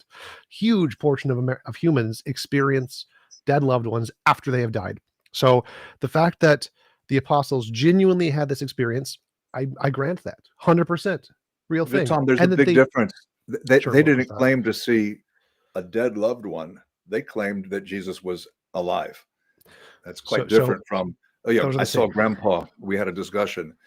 He's dead, but no, he's alive now. So that's in a different category than the bereavement No, delusions. the bereavement delusions, the people claim to have seen the dead loved one risen again. They claim that. That's a common claim. We Did the know it's dead one false. risen again, or they Yes, claim to see the dead one? And both. It's both. There's lots of very common both. I've actually never heard. I may just be ignorant. But to say that, yeah, my relative died, but he lives again. Now here's Yep. his address. Let's go talk to him. Yep. Is that what you're saying? Yes. That's extremely common. So, like, people who are in superstitious mindsets who don't have a basis in science, people in third world countries, yes, they will say that. They say that all the time. It's extremely common. So, because bereavement delusion is an experience in the brain, people genuinely believe it. They genuinely believe their loved one is really there, and that you can go talk Yes, to yes, them. sure. I've heard of that a lot, but And it's the I've same only with the heard apostles. it's the dead person, not the living person. The No, disagreement was, was he alive? okay, so this part's really, really common. You can just Google it. That bereavement delusions, especially in third world countries, cause people to believe their dead loved ones have actually risen. That is a common phenomenon. It's not uncommon. But the point here But is I that think you're forgetting the psychological dimension of what happened here. They were not expected to see him. okay. There was Well, I don't there think that was that matters. resistance. You've got the skeptics, James, the brother of the Lord, and also Paul. They're convinced Yeah, I don't uh, think that matters either. against their will. There was no bereavement in Paul's case because he didn't have any relationship with Jesus. Now, James, the brother of the Lord, yeah, he was his younger brother. Maybe there was some degree of sense of bereavement, but not with the Apostle Paul. There, especially with Apostle Paul, Gives us but 1/4 of the New Testament. Why, especially with the Apostle Paul? because he was a persecutor of Christians, so people who persecute a particular ideology can feel internalized grief Oh, for you're saying he doing felt so. some kind of guilt. Yeah, The funny that's thing is, bereavement. he insists himself. If you look at what he says in the New Testament, that he always acted with a good conscience. He doesn't seem to have been acting or compensating because of some internalized guilt feelings. Well, He says people are he not always very had a good good. conscience. People are not very good at accurately describing their psychological subconscious state. They're pretty bad at that. In fact, they're terrible at that. No one can do that. But so there's a few things I wanted to mention there. One, Granted, so like you mentioned that the apostles didn't expect to see Jesus risen. Bereavement delusions aren't common, don't increase or decrease in experience based on your expectation that they happen. Most people don't expect to see a dead loved one. That's a pretty common thing. Bereavement delusions still happen. So that's not really a factor that would affect whether or not they saw a bereavement delusion. Whether you believe it's going to happen doesn't really make a difference. The other thing you said was that there were skeptics. Also, the same thing. Communal reinforcement, the way it works is there are multiple people who experience this. Many don't believe or don't have an explanation. Somebody else in the room has an explanation and they pass the explanation on and convince the disbelievers. Also, really common. I don't see why that would be a significant factor. well, reading the account of how Paul came to believe doesn't read anything like that. And there are 3 accounts Or I'm in the talking book about of just Acts the itself. Paul wasn't there. I'm talking about the Gospels and the seeing the risen Jesus part. So the Paul Oh, I was part, talking about the skeptic. well, I was talking about Thomas, where the one who had to poke. That's a skeptic too. So I was talking about the skeptic in the experience. That's explained by bereavement delusion, communal reinforcement. If you want Michael to talk about Shermer Paul, is the skeptic. Have you ever debated him? well, we're on the same side, so I haven't debated against him. No. I mean, we've had 3 debates, But the third one was Cool. a free roaming discussion like the one you and I are having. Yeah. We've met 4 times, Awesome. and he yeah, I get his journals. I get that. I'm a skeptic. I'm Okay. very suspicious of claims. I'm trying hard to evaluate and not be stupid and not be subjective in the negative sense, and it seems you are too. But we were talking about the resurrection. Right. They had a meal with him. This wasn't just Yep. Common bereavement delusions. this That's is a also physical. happens. Yeah, okay. I think you may be stretching it, banking a little bit too much on that. I mean, there are different arguments against the resurrection, and I don't know. That doesn't convince me. Okay. But you Well, seem to be saying nothing would convince you. the novel predictions would convince me. Well, there So, are a lot of I forgot. predictions in the Bible, right? There's some What? prophecies that are pretty impressive. I don't think so. I've read them all.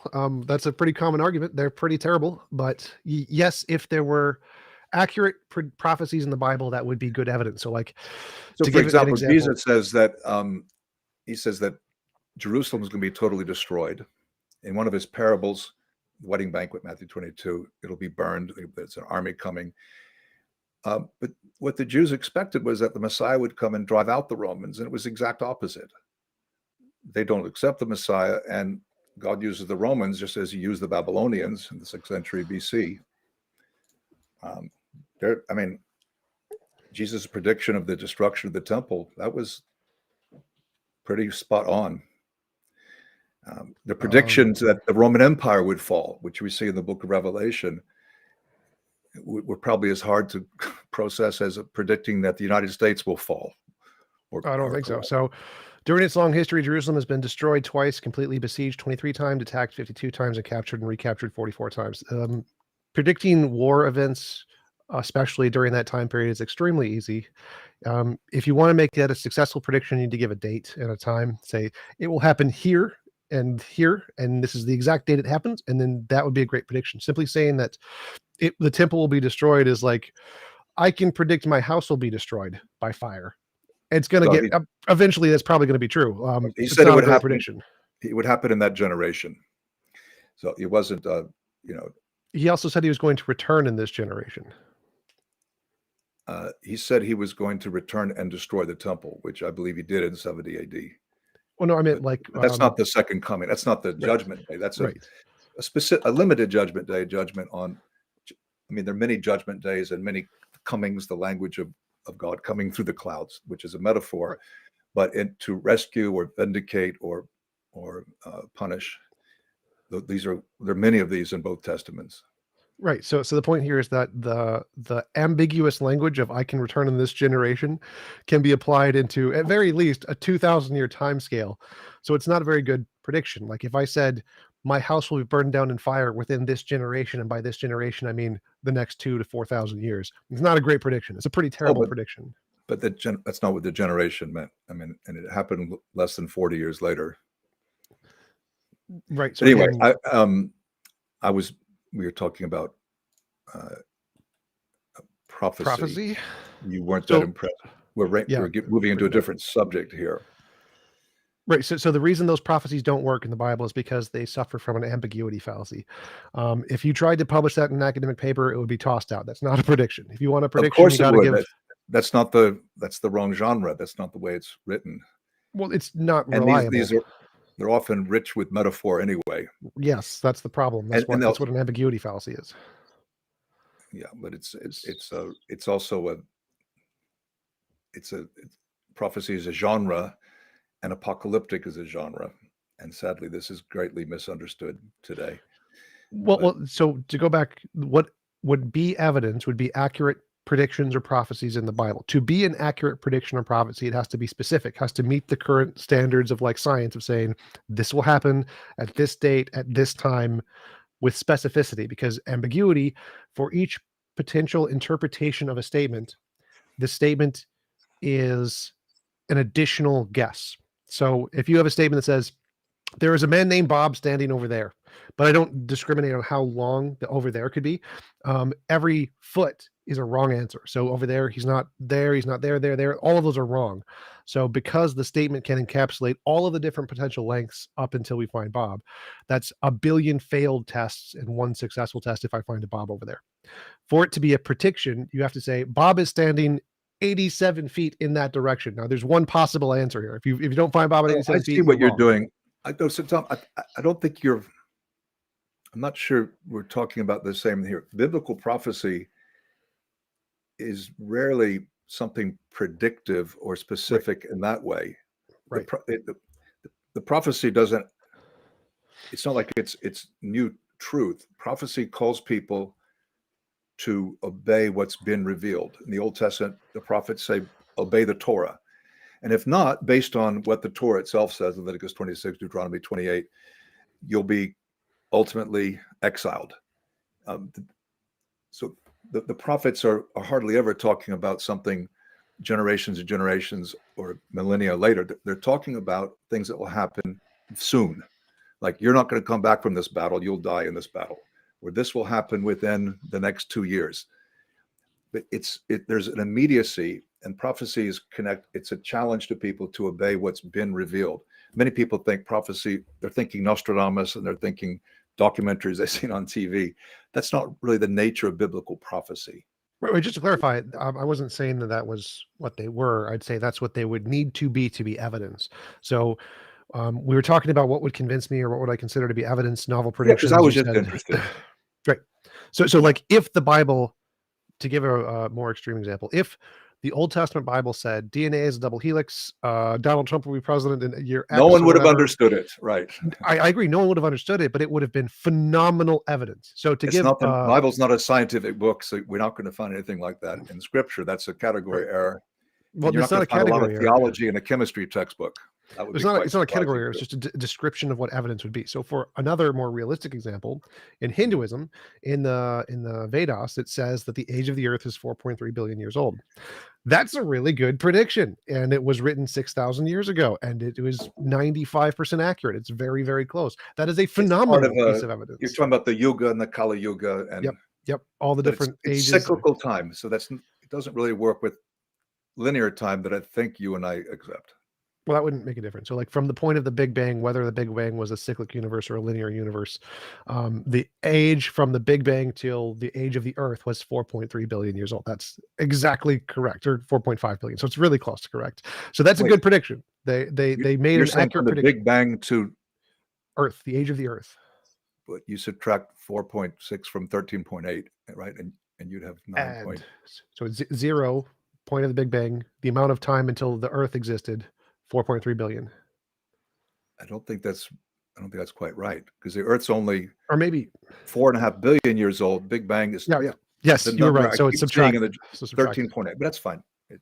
So you're right. You subtract it from 14.8, but the age of the Earth, just our Earth, 13.8. I hate to be pedantic, but there was a time more than a decade ago where they were starting to say 14, and then they came back to 13.8. Yeah, I'm generalizing because it just doesn't make a difference. And it's going to change again, right? Probably not. No, but I mean, it'll be refined, that number. Yeah, you're going to add some decimal places. Yeah, we'll become more accurate. Because even back when it was 14 plus or minus 5 billion. That was the number. You were still right back then. But the point is that in order to have evidence that your book is correct, it needs to accurately predict something we don't know yet, a novel, testable prediction, and get it right consistently. That's not the nature of Scripture, with the exception of the prediction of Judgment Day, which is a moot point, because if that happens, well, actually the Bible makes tons of these. So when we die, we will see heaven. That's a great one. That's a novel, testable prediction. If that happens, that is great evidence of Christianity. So if I die and I meet God, according to the Bible, no one's in heaven yet. Well, Jesus said no one has ascended to heaven. Peter said David has not ascended to heaven. It's fine.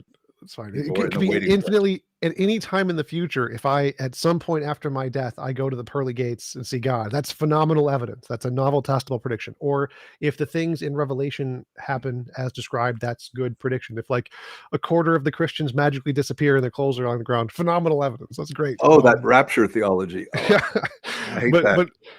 But so the point is that in order to say that any hypothesis is true, you need to be able to verify it with a prediction about something we don't know yet. Other than that, any hypothesis is the exact same. It's just an idea we've made up to explain stuff. And to get from that Yeah, to show it's independent of just your imagination, you need a novel testable prediction, and the Bible doesn't provide that. Hinduism at least provides one sort of. It's not great. It's kind of bad, but it's at least one sort of. the Kali Yuga, but I thought it was 4.3 million in Hinduism. Billion. It's billion. Yeah, I'm sure you're right. But it's But also all this, wrong because we're only halfway through the cycle, so we're it's only supposed to be 2, so it's technically wrong, but they got the number right at the end, sort of. right, enough predictions, eventually some of them will Exactly. converge. Yeah, I'm with you there. But the discussion about hypothesis, testability, and so forth, that is scientific language. And it may sound like I'm, it's a cop out, but that's not the kind of language you use when you study literature. I mean, and the Bible's not even a book. It's a library of many different genres, subgenres, dozens of them. It's really not the way it works. Well, the So, question isn't about the way it works. The question is, do you have a way to differentiate that from being just your imagination? So if you don't have a way to differentiate your hypothesis from imagination, you have no evidence. So it doesn't matter if the Bible was intended to be this or not. The question is does it actually provide a reason to believe it's more than imagination? If it provided these, it would. It does not provide these. So as far as I can tell, it does not. And so it's no well, different than Harry I Potter. think, I think the Lord has our number. I didn't actually start reading the Bible till I was Get him to 18. call me. Get him to call me. That would be phenomenal evidence. Can you get him to call me right now? That'd be great. I couldn't get him to return my calls. How could I get him to return yours? No, but no, the first time I read the Bible, I read the first 9 chapters of Genesis, and I was 9 or 10 years old. I didn't read it again until I was in my teens. But I had this feeling, I got bogged down in those, Methuselah, 969 years, after chapter 10, I was like, huh, what? But I still had the feeling that God has my number. I admit this is quite subjective, but the story of Adam and Eve, and I know you can take it literally or metaphorically, it's not a really big deal, but I thought, okay, that's me. And then they're hiding, and then God says, where are you? As though he didn't know. Where am I? And then Cain kills his brother, and I thought at the time I hit my young brother over the head with hit him over the head and sent him to the hospital. I thought, wow, I'm Cain. He's Abel, I'm Cain. This is speaking to me. I actually got quite uncomfortable. That's a different kind of evidence, Tom. You say, okay, this is challenging my heart. This is addressing who I really am deep down. That's the nature of Scripture. Nature of Scripture is not prediction, hypothesis, testability, data. That's very appropriate when we're doing science. But this is about what it is to be human. This is about our ultimate origin and destiny. It's about who we are, identity, how we relate to others. It's about morality and ethics, meaning and purpose, those existential things. This is what the Bible is. It's not a book of rules. It's a book of relationships, particularly to God and then to one another. That's the Bible. Maybe if you're trying to say, I believe it, if it's more scientific, then that'll never happen because that's not the nature of the Bible any more than you could make me be an Asian female astronaut. I'm the male, I'm American. I'll never be up in space. Well, so why do you think science doesn't include those things? Why do I think science doesn't include what things? All of the personal life building things that you mentioned. Why do you think science doesn't include those in its methodology? Because it's outside the domain. Why is it outside of the domain? Why did science specifically take those and say we're not going to use these? I mentioned origin and destiny and meaning and purpose. Is that what we're talking about? Yeah, like meaning, purpose, love, feelings. Why does What's it's reflection? not that these things aren't addressed in some of the journals, not the hard sciences, but I mean, social sciences address these things. So I'm sorry, I'm not quite sure what you're asking me, Tom. Why doesn't science use those reflective feelings of, like you mentioned, reading a book and saying it calls to you, and because you can relate it to your life? Why doesn't science use that as a method to distinguish correct things from false things? Why isn't that included in the scientific method anywhere? Because They the could scientific method use is it. because it's grounded in experiment and controlled conditions. The system's way too open. You're talking about meditating on the word, a relationship with God, you in the context of your family. This is very hard to control. It's because it doesn't work. That's the answer. Like, science includes anything that works. Anything that can accurately differentiate imagination from reality is science. That's it. Doesn't care. It doesn't care what it is. Anything that can do that will be science. And we know some things definitely don't work. They absolutely fail. Personal experience, anecdotal fallacy. We've named them. We've named the things that don't work. Post hoc ergo propter hoc, saying before this, therefore because of this. Yes. Because saying that there's a relation, or that you had an experience and that experience was relatable to something in a book, therefore the book is true, post hoc ergo propter hoc. That's why we don't use these Oh, methods, but I, 'cause I don't even think we have to make that conclusion. I mean, Yep. I understand post hoc ergo propter hoc. When I was reading as a 9-year-old, I wasn't concluding, oh, the book is true. I didn't come to some certain view on inerrancy or inspiration or infallibility. I just thought, ooh, this is kind of spooky. And it was Sure. many, many years before I read again. In fact, I think you could come to faith in God and even be a Christian, not believing in the whole Bible. Sure. I mean, I don't. You could have There's lots of reservations examples of about. that, like Japan, early Japan, people became Christians and didn't have the Bible at all. Yeah. Yeah, I mean, the early Christians had the Old Testament only, and yeah, of course, you may have met some Christians who say there's only really one way to interpret the Scripture. Unless you agree with them, you're just KJV only. plain wrong. Oh, the KJV only. Yeah, I have an interesting, fun podcast on that. Right. So, yeah, I don't know all the people you've met, but if you've been doing daily, or even if you're just going to 2 to 3 of these discussions a week, you must have met all kinds of people. And some I of have them, like 900 episodes right now. 900 episodes. Wow, that's really interesting. That's interesting. Age of Abraham. Okay, in the ancient world, idealized ages and actual ages. That's fading out by the time of Christ. We only talk about your real age. In Egypt, the idealized age was 110, and ancient Israel was 120. Numbers have symbolic meanings. So, Yep. when at age 9, I looked at Methuselah and Lamech and these guys, and I thought, oh, maybe it's lunar years if there is such a thing. I tried to figure out, and eventually I just gave up. But there's symbolism here. I don't think in the ancient world anyone thought that someone could live 969 years any more than the Sumerians thought their kings could reign for 42,000 years. If you've seen the Sumerian king list. So the numbers meant something different. Like genealogies had a very different function and meaning than we realize. There was Not the I modern. forget what it's called, where Jewish letters represent numbers. Oh, well, like in gematria. Yep, that's it. Yeah, and I mean the it's not just in Hebrew. A lot of languages do that. But it would be interesting to talk about the meaning of Genesis 1 to 11, the primeval narrative. I mean, for a future discussion. Sure. One of my books treats that, and my co-author is a philosopher.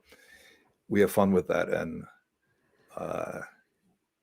it's not the Sunday school the interpretation of these stories that I think is quite misleading. Why did they leave out the bears? Like, I think in the kids' picture books that they should absolutely include the bears mauling the kids for making fun of the bald guy. It would just make it so much more entertaining. Yeah, you can pull out that thing, but I don't think these are kids. No, I meant in books for children of the Bible, the picture books, the little foldy ones. We should include that in one of the pictures. Don't make fun of bald people. Yeah, we tend to think these kids were, and it's 42 of them. This is, I mean, you may have seen it a couple of weeks ago. It was I think it was a gang of teenage girls beat up and killed and knifed some guy. I don't think this is even just a 7 or 8 teenage girls. This is 42 youths. So I read that more like a street gang, and they're making fun of someone they should have respected. That doesn't happen. Yeah, we don't see that happening today. But we can say, oh, those poor young people. I'm not so sure about that. We think the Canaanites were just minding their business, doing what Canaanites do: sleep, incest, bestiality, burning their firstborn children in the fire, lying and being corrupt, and living in Israel's land that was promised to them. And we make the Canaanites, we glorify. We just say, well, it was a genocide, which it wasn't at all. Nothing even like that. Or the world doesn't deserve to be judged. Certainly people are fine. And you said about 30, 40 minutes ago, we're getting better and better. We're becoming more and more moral. Moral expression may change. I have a hard time believing that we're that different now, deep down, than they were in Jesus's time or in Abraham's time. That's my opinion. Gotcha. Well, we have been going for about an hour and a half. We have some questions from the audience, if you don't mind. Sure. Cool. This was a question for me from Nothingness. He asks, metaphors are important. Does TJump reject all value in arts and literature? I think that the value in arts and literature is aesthetic, and it doesn't tell us anything about the truth of reality. I don't think we can use arts and literature as a way to determine the facts about the age of the universe or anything. So I don't think that looking to arts and literature is a good way to assess facts about reality. So if you want to comment on that, go ahead. Yeah, there may be reflection, and sometimes good art and good literature can move us to have more insight into reality. So there may be an indirect connection, but I think what you said is right. Gotcha. Efont, thank you for the super chat. He asks, can he steel man the best argument against God? I have to admit, I'm not familiar with that phrase, steel man. What is that? Oh, so like a straw man is when you make a representation of an argument that's weaker than it is. A steel man is the opposite, where you try to make the strongest possible interpretation, like what I did with the Gospels. If I said they were living today, had eyewitness testimony, there was no witnesses in the, so you just make it as strong as possible. Super chat is asking you. Oh no, he's asking you, can you steel man the best argument against God? I think many people, if they're honest, would say the problem of suffering is a difficult one emotionally.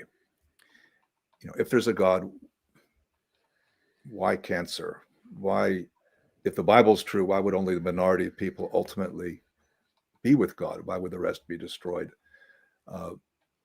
Why did my sister die when she was only 20 years old? That's actually my sister. She had diabetes. These things can really put us in a tailspin. And I think there are good answers, but emotionally, we process these things emotionally more than intellectually. So I'm not saying that because there's suffering in the world, I don't think there's a God.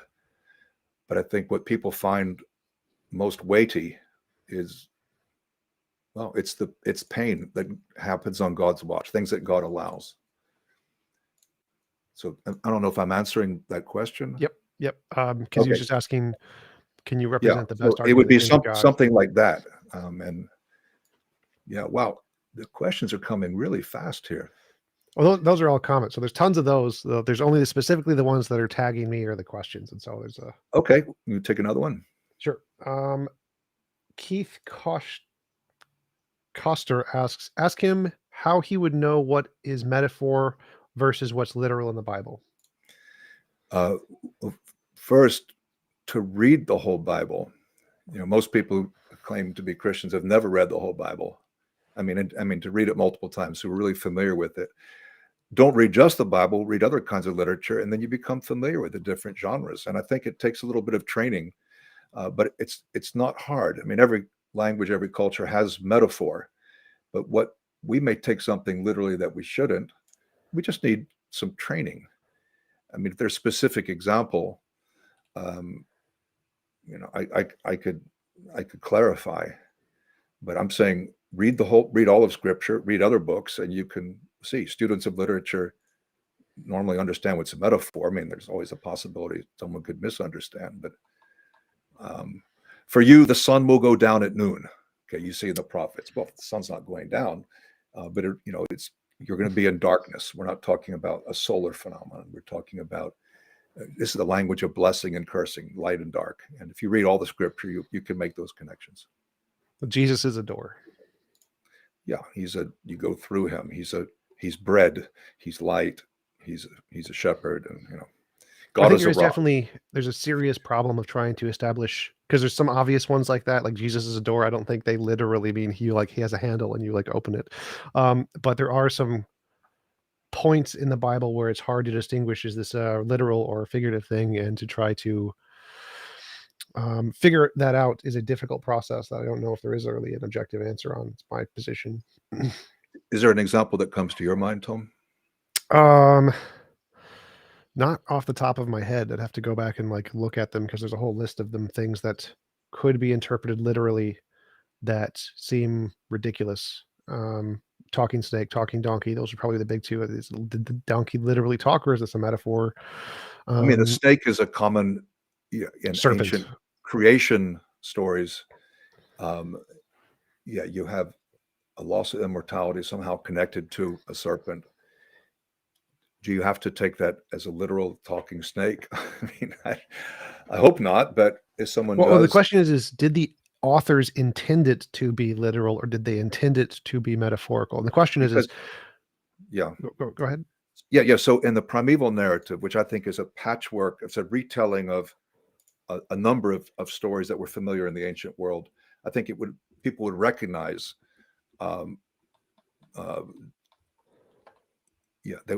what would strike them would be how different this is. Like, where are the other gods? There's only one God.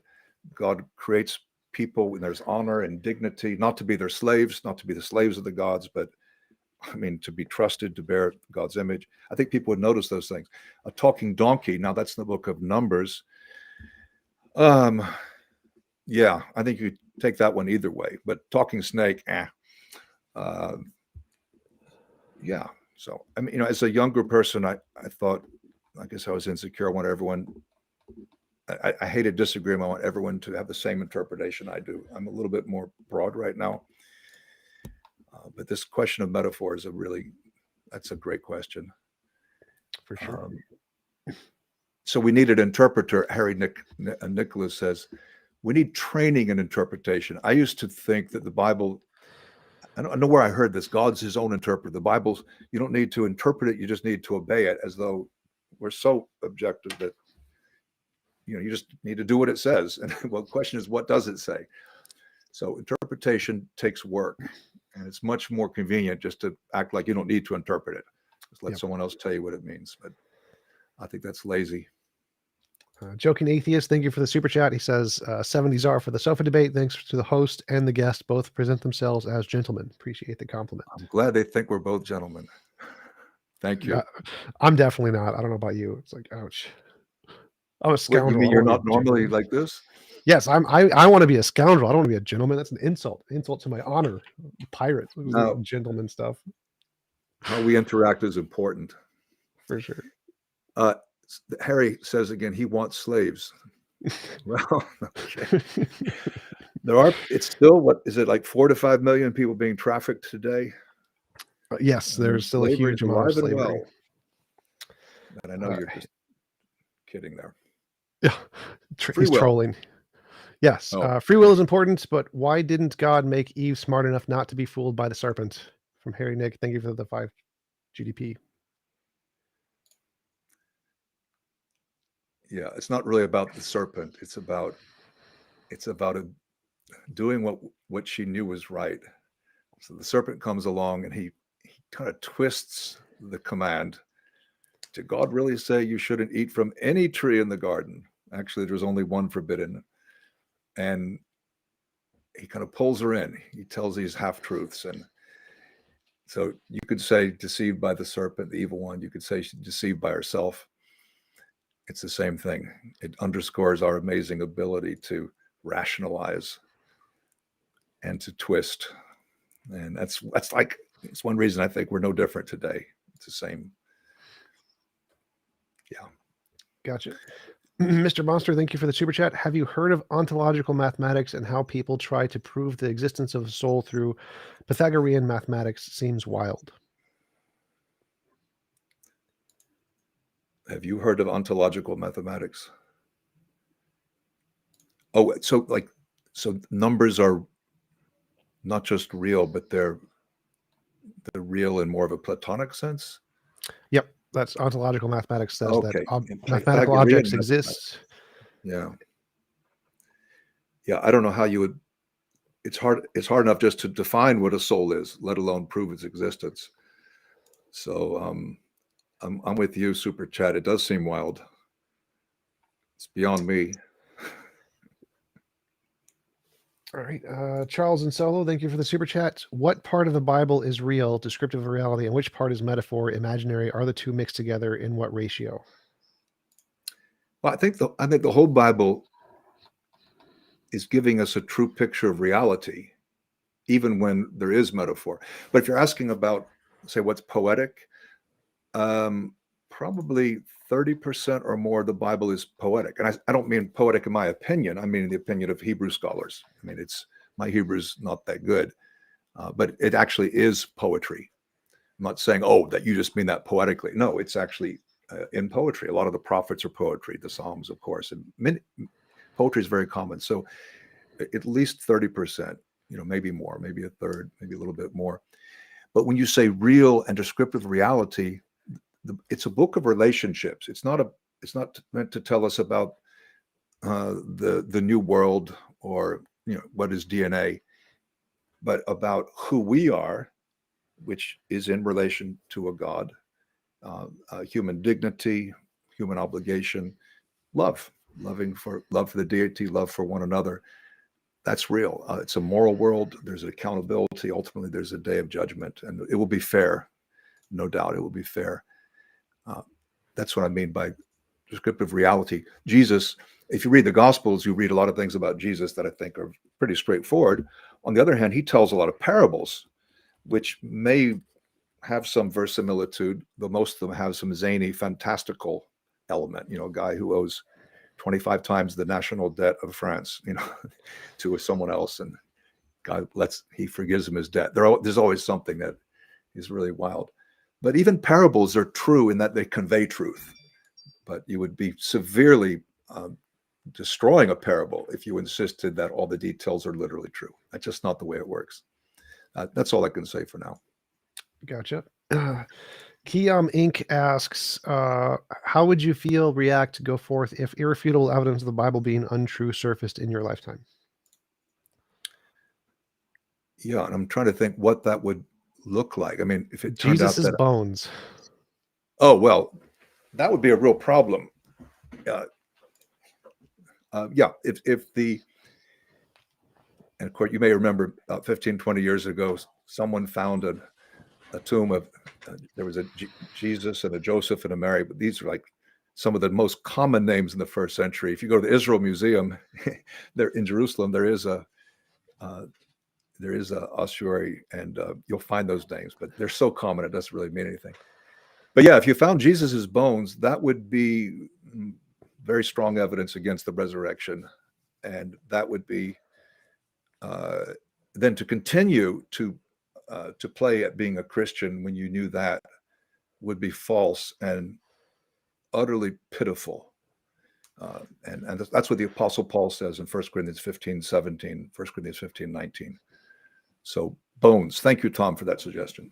Well, yes, the question is, how would you react, to go forth if you found this evidence? Oh, feel? Well, I don't know. I'd probably be numb at first, and hopefully I would do the right thing. But having experienced Jesus, having studied all the other major religions and always thinking about these things, you'd be very surprised if something, I mean, I don't even know what would come up. Yeah, if it was Jesus' bones, that would be a big problem. But what else would it be? What else could just throw me off? We could die and meet Vishnu. That would be yeah, but that's too. Oh, you die and meet Vishnu. Yeah, the sustainer. Well, I'd rather meet Vishnu than Kali or Durga. Yep, I'm going for Thor. I want I want Thor. I want the battle thing after Oh, people Valhalla. We want die in Thor battle. and Odin and Loki but these Nordic gods and the Vikings, all these series, they're so interesting. But these gods, these pantheons are no different than the Greco-Roman gods or the gods in Hinduism. They they're just badly behaved mortals. It's what we would do if we had that kind of power. We know that's true because there are lots of dictators right now acting just those. I wonder if I would say the same thing about Christianity. Big sky daddy who drowns people because he doesn't like them, sends bears to kill people. Yeah, seems very human in very many ways. Going back to the flood story, so in Gilgamesh epic, the gods miscalculate, so they create the humans to do their work for them as slaves, and then the humans are noisy and the gods can't sleep, so they send a flood to destroy them, and then the waters are rising, and the firmament, which of course is a hemispherical dome. Anyway, the water's rising up, and the gods are pressed against the firmament. They're afraid they're going to drown. I mean, that's just totally ridiculous. Then you read the Genesis 7, 8, 9, and it's not that that's more reasonable, but you can see the change. The flood is not for some arbitrary, okay, we can't sleep well, so we're going to drown these people. It seems pretty arbitrary, a little it's bit. because of the sin of violence. Yeah, maybe arbitrary is not the right word there, but it does seem a bit extreme to drown someone who's disturbing your sleep. Have you heard of the parody of the atheist comedy parody of Christianity, where it's God sacrificed himself to himself for his own mistake because he sent a talking snake to convince a rib woman to eat from a magical tree, and so he had to send a cosmic zombie Jew to be sacrificed, and we eat of his flesh and drink of his blood. Wow, that sounds crazy. It does, doesn't And it? it's funny. Though it's a distortion. But from the atheist perspective, it's equally as rational as the Christian faith, or it seems equally as rational as the Christian faith, which is equally as seems crazy as all the other religions from our perspective. But the atheist isn't really he's not making a positive case for something, right? I mean, if someone's proclaiming the message of scripture, he is. All right, I was just comparing like your story of the Gilgamesh where the gods were fearing being drowned and how silly that sounds. It sounds equally as silly from the atheist perspective as the other religions, including Christianity. That was the only point there. Not obviously, I don't think any of them are true, but the point is just the level of the story's strangeness of the way it sounds. They both sound really strange. Well, and since you've read the New Testament, that the crucifixion was a scandal to the Jews. It was foolishness to the Greeks. Why would God become a man and be willing to die? I mean, be willing to sell himself into the hands of the evil one. People just couldn't process that, and the Jews were looking for a valiant, hero savior to conquer the Romans. Kick out right, and that's not at all what he was. Well, there was that side. He would be the judge, but that's delayed. That's part 2. That's yet to come. And for the Greeks, it just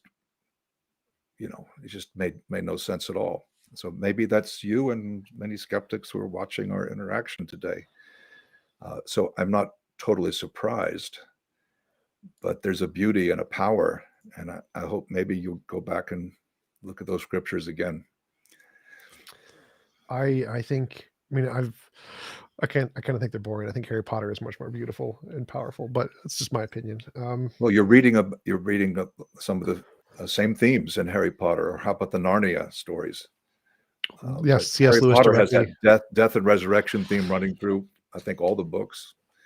Yep. So that's a good step, moving us towards the message of Scripture, and I think C.S. Lewis would have said that. Sure. So, next question. Oh no, that's the one I wanted. Goblin Lord X, TJump, which half truths from what I recall God confirmed all statements the serpent we said were correct later in the story? So I think he's saying that the serpent was the one telling the truth in the story because God confirmed everything the serpent said.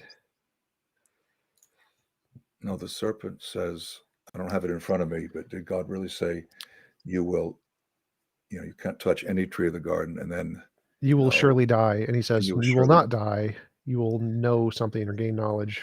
right. And it seems to be a spiritual death that's being talked about there, not a And so physical death. the serpent didn't lie. Everything he said was true to Eve when he told her about the stuff.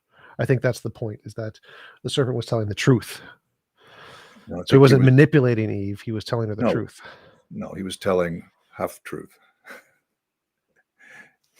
But then doesn't that No, also mean God was telling half truths as well? why would God be telling half truths? Well, because they were both telling the truth about what was going to happen after she ate the apple, but they were describing it in different ways or different aspects of it. They were both sides of the same coin. But what the serpent said was true. You're not going to actually perish right here, right now. So what that aspect of what you could interpret God's statements to mean is false. And so he was telling the truth as well as God was, because he was interpreting it a different way. And so both were telling the truth, describing the consequences of the action from a Well, different yeah, he was perspective. telling a little bit of truth. When you open it, when you eat it, your eyes will be open, and eat it. It's not like it's a long conversation. It's, did God actually say you shall not eat any tree of the garden? And then, you will not surely die. God knows when you eat it, you'll be like God, knowing good and evil. That's the whole conversation. I mean, that's all in that story Yeah, the serpent says. So half true. gotcha. Lloyd G asks, thank you for the super chat. How did Eve know right from wrong before eating the knowledge of the good and evil? Before eating the It's all apple? these questions. I mean, look, we're talking about people. Adam is the masculine form of the word for dirt. Adama. Hawa, Eve, is the mother of all the living, and you're approaching her as an historical person, which I guess you could do, but it's kind of hard to analyze this. How would someone know right from wrong before? Oh, well, actually, no, that question does make a lot of sense. There's enough responsibility, culpability that she doesn't have a leg to stand on. And anyway, she says, yeah, she was told that they could eat the fruit of any tree except the one in the midst of the garden. So she knew at least that right from wrong. The other part may have been, I don't know, it could have been innate. I mean, the Bible simply doesn't say. It's just such a little story. But if you're saying, would humans have a knowledge of, would humans be really morally accountable before eating that Yeah. fruit? Yeah. So, like, how can you blame Eve for eating the fruit if she didn't have the knowledge of good and evil, because she couldn't be culpable? You have to be culpable. You already have to have some kind of responsibility level. And if the Yeah, apple is what gives that responsibility level, then she because couldn't be culpable.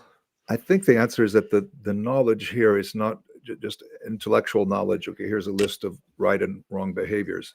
This is an experiential knowledge, to actually experience evil in your life.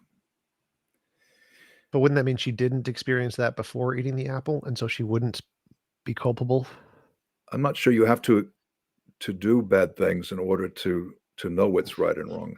Of course, you know I would say the same thing about Jesus. Hebrews 5 says he learned obedience through what he suffered. That doesn't mean he was necessarily disobedient. But to experience evil by entering into the world of evil is quite different from knowing better. And I'm sure you've done things, Tom, you wish you hadn't done. It's not always, well, I didn't know it was wrong. It's not always we figured out it's wrong because of the consequences. Sometimes we know what we're doing. We're I walking think it's more there. like, we wouldn't blame a baby for flipping a switch and accidentally killing someone because they don't have the cognitive capacity to have Fair responsibility. enough, but that's certainly not the way that this couple are presented in Genesis 3. They're not presented as naive or I mean, you Well, I could think read that's it that what the way. question is implying, is like, if before eating the apple, it seems like she would qualify as something like a baby because she didn't already have the knowledge of good and evil. And so she wouldn't be able to differentiate, was this right to do or was this wrong to do? And so No, there must I be. would say she has some knowledge of good and evil, but not the experiential knowledge of good and evil. Gotcha. Gotcha. All right. Question from Michael Castro. Could it be that Jesus's prediction was written after the temple was destroyed? So his prediction of the temple could be added Yes. in after. Yeah, so that's the prediction in Matthew 24. Mark 13, Luke 21. Yeah, in fact, it probably was written after. Well, maybe not for Mark, but I think even most conservative scholars put Matthew in the 70s, temple destroyed in 70, Luke maybe in the 80s, John in the 90s, or maybe in the 40s. On the other hand, I mean, so if it's written after, it doesn't mean that he didn't speak of the destruction of the temple, because it could have been better. I mean, if it was written, if he didn't say those things, if they're just attributing things to Jesus, he might have said something about the temple being burnt. I mean, this is one of the, if you look at Josephus's description, I mean, this fire just burned and burned, but that's never mentioned. There are details that are not mentioned. Vespasian and then Titus enslaving everyone, crucifying people. There are a lot of details that they could have thrown in, to make it seem truer, but that's not done. So, not mentioning. Oh, I get what you're saying now. You're saying that if it was added later, they could have made it more specific to make it more compelling, but they didn't. There's an example like in this, we talk about the resurrection. So Jesus's tomb, there's a seal and there's a guard. But if you look in Matthew, it looks like the guard is posted on Saturday, not Friday when he's killed. So if they're just making stuff up, why wouldn't you say, oh yeah, let's put the guard, if you're just making it up, you'd have the guard there from the beginning. So it seems more likely they're not just making stuff up, because they could have made it up a lot better if that's all they're doing. Maybe I'm reading too much into there, but that's the way I see it. That was not hair. Asks, what predictions from Christianity for the next 100 years? What predictions are there from Christianity for the next 100 years? There aren't any. I mean, just that the wages of sin is death. If we do what's wrong, it's going to mess us up. It'll mess up our relationships. It alienates us from God. It even alienates us from ourselves. But those aren't really predictions. That's more a description of reality. It's that alienation. When we, in a moral universe, when we do what's wrong, we're at odds with ourselves. We're not just at odds with God. And it hurts our relationships with others, particularly those we care about. And I think probably we've all experienced that. So not predictions. I mean, you'll find people predicting the end of the world every year. But yep. Jesus and Paul said, don't do that. Yeah. All right. Nadimus asks, has Douglas read Jewish literature dated prior to the New Testament, and what does he think of the varying messianic views that aren't just military kings? Yeah, I think I've read a lot of the literature. I mean, during the COVID years, I finished all the Dead Sea Scrolls, the non-biblical Dead Sea Scrolls, and that's a lot of material. There are different views. So but basically it's the warrior, it's the teacher or teacher warrior. There's the Lamb of God. Can I just simplify it for time? Genesis 49 gives an image that was interpreted by the Jews to be messianic, of the lion of the tribe of Judah. He's a lion, like Aslan in Narnia. The lamb that was slain, Isaiah 53. He's a lion and a lamb. And in Revelation 5, you see that it's the same being. And so some people gravitate towards the lamb. Jesus, he wouldn't hurt a fly, and poor Jesus, sacrificial. And then others, he'll be full of vengeance and he'll declare justice. And boy, you better not be on his wrong side. He's the lion. He's both. It's not one or the other. But for the most part, they were expecting the militant figure. But there's a targum, there's an explanation of Isaiah 53 in Aramaic that takes this suffering servant, this lamb, as the Messiah, dying for people's sins. So you'll even find what is the Christian view there. And in the Dead Sea Scrolls, like 4Q 521, from Cave 4, where the plurality of the scrolls were found, it's a description of the Messiah who raises the dead, who heals the sick, he does all kinds of things, helps the crooked to stand up straight, liberates captives. It's the language in Isaiah, but which is quoted in Matthew among other places, but it's actually it jibes with what you see in 4Q 521, which is written well before the time of Jesus. I've probably said too much, but Sounds good to me. I have not heard much about that, so I'm happy to yeah, there were make that decision. different expectations, and but there was a tremendous cognitive dissonance. The things Jesus said and the things he did, like what you can, I mean, he's even rebuked by Peter. You can't suffer, you can't die. Yeah, Matthew 16. Gotcha. Doc Player and whatnot, thank you for the super chat.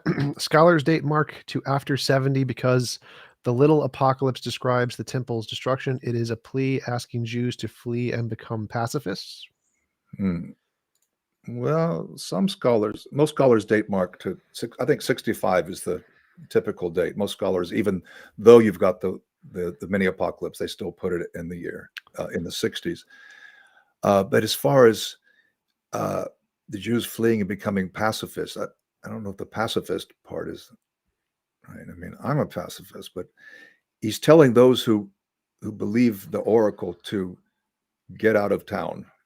And Josephus says they did, and they fled to Pella across the Jordan in what is modern Jordan. Pacifists, not quite, because the 70 AD this was virtually the end of the what's called the Jewish War. They're fighting with Rome. Started as independence movement in Galilee up north in 66, but in 132 they tried again. There's another from 132 to 15 under Bar Kosiva or Bar Kokhba. And they're certainly not pacifists there. It was the Christians who were pacifists who said we don't kill our enemies. The Jews tried again another war in the 130s. There's even a rebellion. I think it was in 112 or so in Egypt. So I take a little bit of exception to the question, though it is a very interesting one. I think there's a hypothesis that like there's this model that Jesus was invented by the Tertullians because they wanted to make a model of Judaism that was pacifistic to make the Jews to pacify them or something along those lines. And so there's an interpretation that there were this certain groups of Jews who wanted to be more pacifistic and not fight with Rome, and that inspired some of the writings that are pro-Roman in the New Testament. Well, sometimes people say that Luke wrote 1/4 of the New Testament, Luke and Acts, which is 1/4. In some ways portrays the Romans in a slightly more positive light, but yeah, I'm not sure I would go that far. Because there's the one quote where like there is a Roman soldier who is better than all the Jews, and that to give unto Caesar what is Caesar's. The centurion he's asking for a miracle, and Jesus says, Jesus, you don't need to come, just say the word, and I know it'll be done. And he says that's the kind of faith I don't even see in Israel. But not sure that's really pro-Roman. So in the Gospel of Mark, I think the best evidence shows the first words are the beginning of the Gospel of Jesus Christ, the Son of God. And then you have the demons confessing he's Son of God, and you've got others. And finally, in Mark 15, a centurion, this is a different centurion, who had the crucifixion detail, he says, surely this was the Son of God. To say that's pro-Roman would be crazy, because Son of God is a title for the Kaiser, for the Caesar. In that time, it would be Tiberius, who died in 37 AD. But to say that Jesus is the Son of God, and Savior and Redeemer, and these are words that were applied to first century Roman emperors. So Christians were good citizens in one way, but bad in another, because they wouldn't participate in the idolatry of certain civic events, and they would not sacrifice to Caesar or to the genius of Caesar. So you could say they're anti-Roman in a way. Gotcha. Just Son of God itself that's Caesar's, that's his phrase, and they're saying no, that's Jesus. He's the King of Kings and Lord of Lords. So that's politically laden language. Gotcha. Lloyd G asks, please ask Douglas, what makes the Bible more true than the Quran? They are both religious books with billions of followers. What gives Christianity's Bible credibility? Well, that's a good question, and it's it's almost 1 in 4 human beings who are Muslims. I take that very seriously. Like the master's degree students I teach, I have them read the Quran and the Hadith, I've read the Quran through 4 times in 4 different translations. I continue to study. I have debates with Muslims. Oh, can you read it in Arabic? No. And Damn. if that was my thing, of course, technically it's not a Quran if it's not in Arabic. Right. And it's not a Quran if there's even one small change. I was going to But say, because I was going to invite you on to have a conversation with some of my Muslim friends. You're like, you must be able to read it in Arabic. And I'm just like, there's problems in Arabic and need an Arabic scholar to come on and just debate that with them. yeah, I don't know if yeah, maybe I know someone who could do that. But if they want to read the New Testament in Greek, I do that. The Greek's good. But anyway, what makes it true? Of course, the Quran borrows a lot from the Bible, the Old and New Testament, and there's a lot of truth in the Quran. But I would say, what my answer may be interesting to you, to Lloyd. Read the Quran. So it's 80% the length of the New Testament. It's not that hard. Read the whole Quran. Read the Bible. Read especially the New Testament, and see what you think. I know it sounds crazy. Most Muslims I've met have never read the Quran. All the prayers come from the Quran in Arabic, but most of them have never read the whole thing. I've met hardly anyone. And most Christians have never read the Bible. But I think if you actually read them, and I would also say read the Hadith, because these are accepted by virtually all Muslim scholars worldwide, particularly the Hadith of Bukhari, which I've read completely, all 9 volumes. And you'll see who Muhammad is. Is he the ideal human? And then look at Jesus and compare. And I'll just leave it at that, if I may.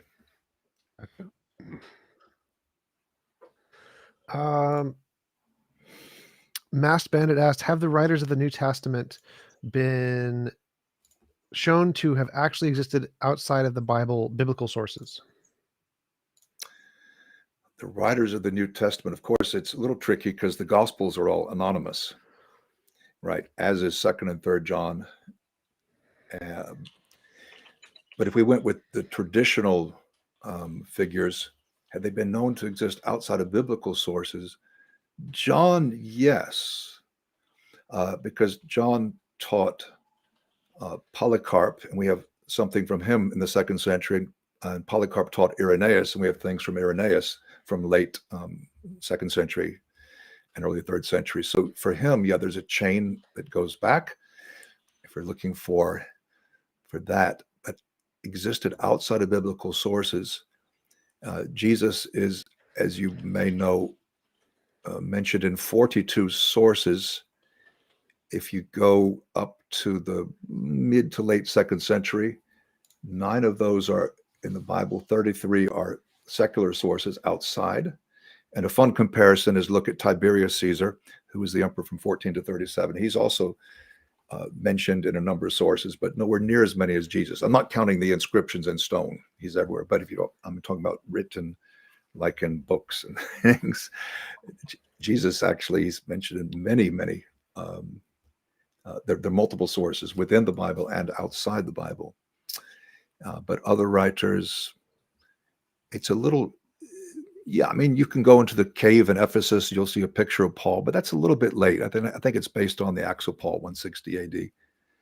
But no, there aren't many. But so I'm not sure what this establishes. But of course, our best knowledge of Jesus is going to be the New Testament. Why would it be otherwise?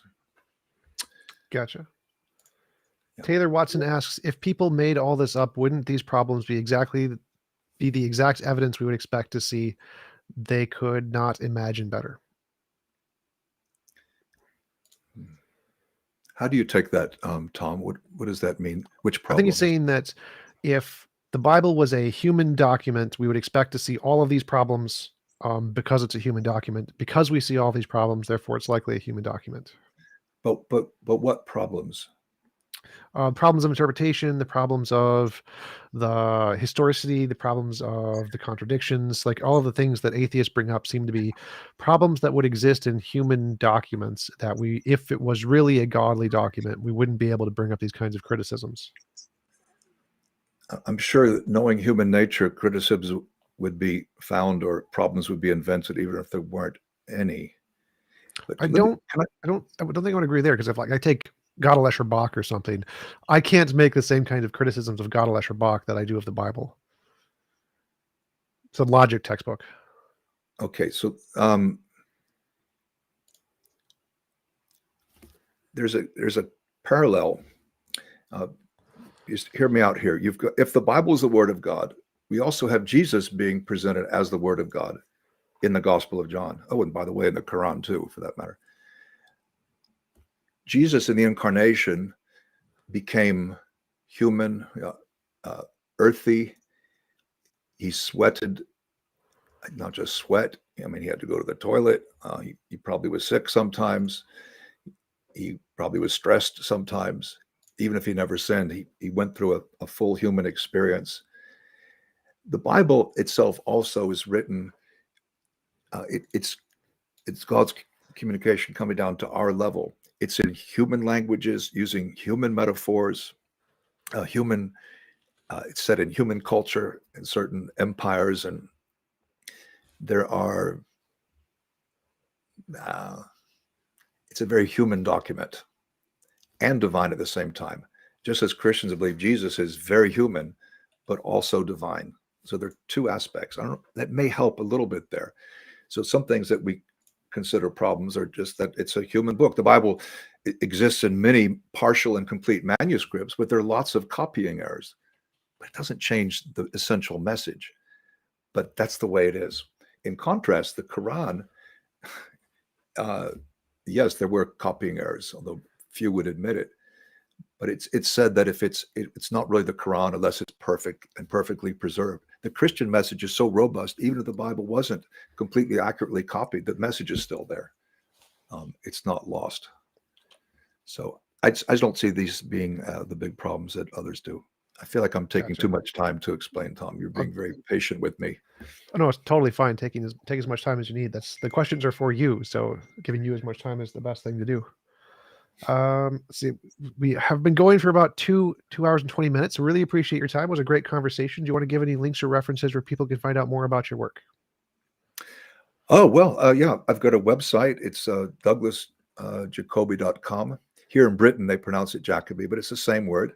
So just it's all one word.com, and lots of stuff there. You may join me on one of my tours. I lead tours to the Mediterranean world, like Turkey, or Greece, Italy. I would love to. I would love to do a live debate with you sometime. That would be awesome. Face to face. So where are you right now? Where is your home? Minneapolis, Minnesota. You're in Minneapolis itself. Yep. But I do a lot of traveling. So I was just on a trip to Mexico as a speaker for Black Non-Believers. We did a cruise to Belize. That was pretty cool. So I do travel a lot. Go to Texas pretty often. That's where a lot of conferences are. We could I just got back from Moldova a few days ago. I'll be in Israel in a few weeks. So we both do a lot of international travel, and our paths could cross there, or we could meet in Minneapolis.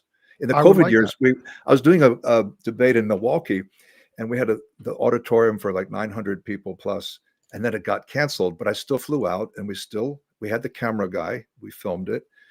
It went well. I'd love to come see you, or you can come to Scotland. Absolutely. I'd love to. Next time you're in the UK, it's not even an hour flight from London. For sure. Well, I'll say goodnight to you. The sun actually set quite a while. Yeah, the sun set quite a while ago. It's very dark here. So I'm going to say goodnight.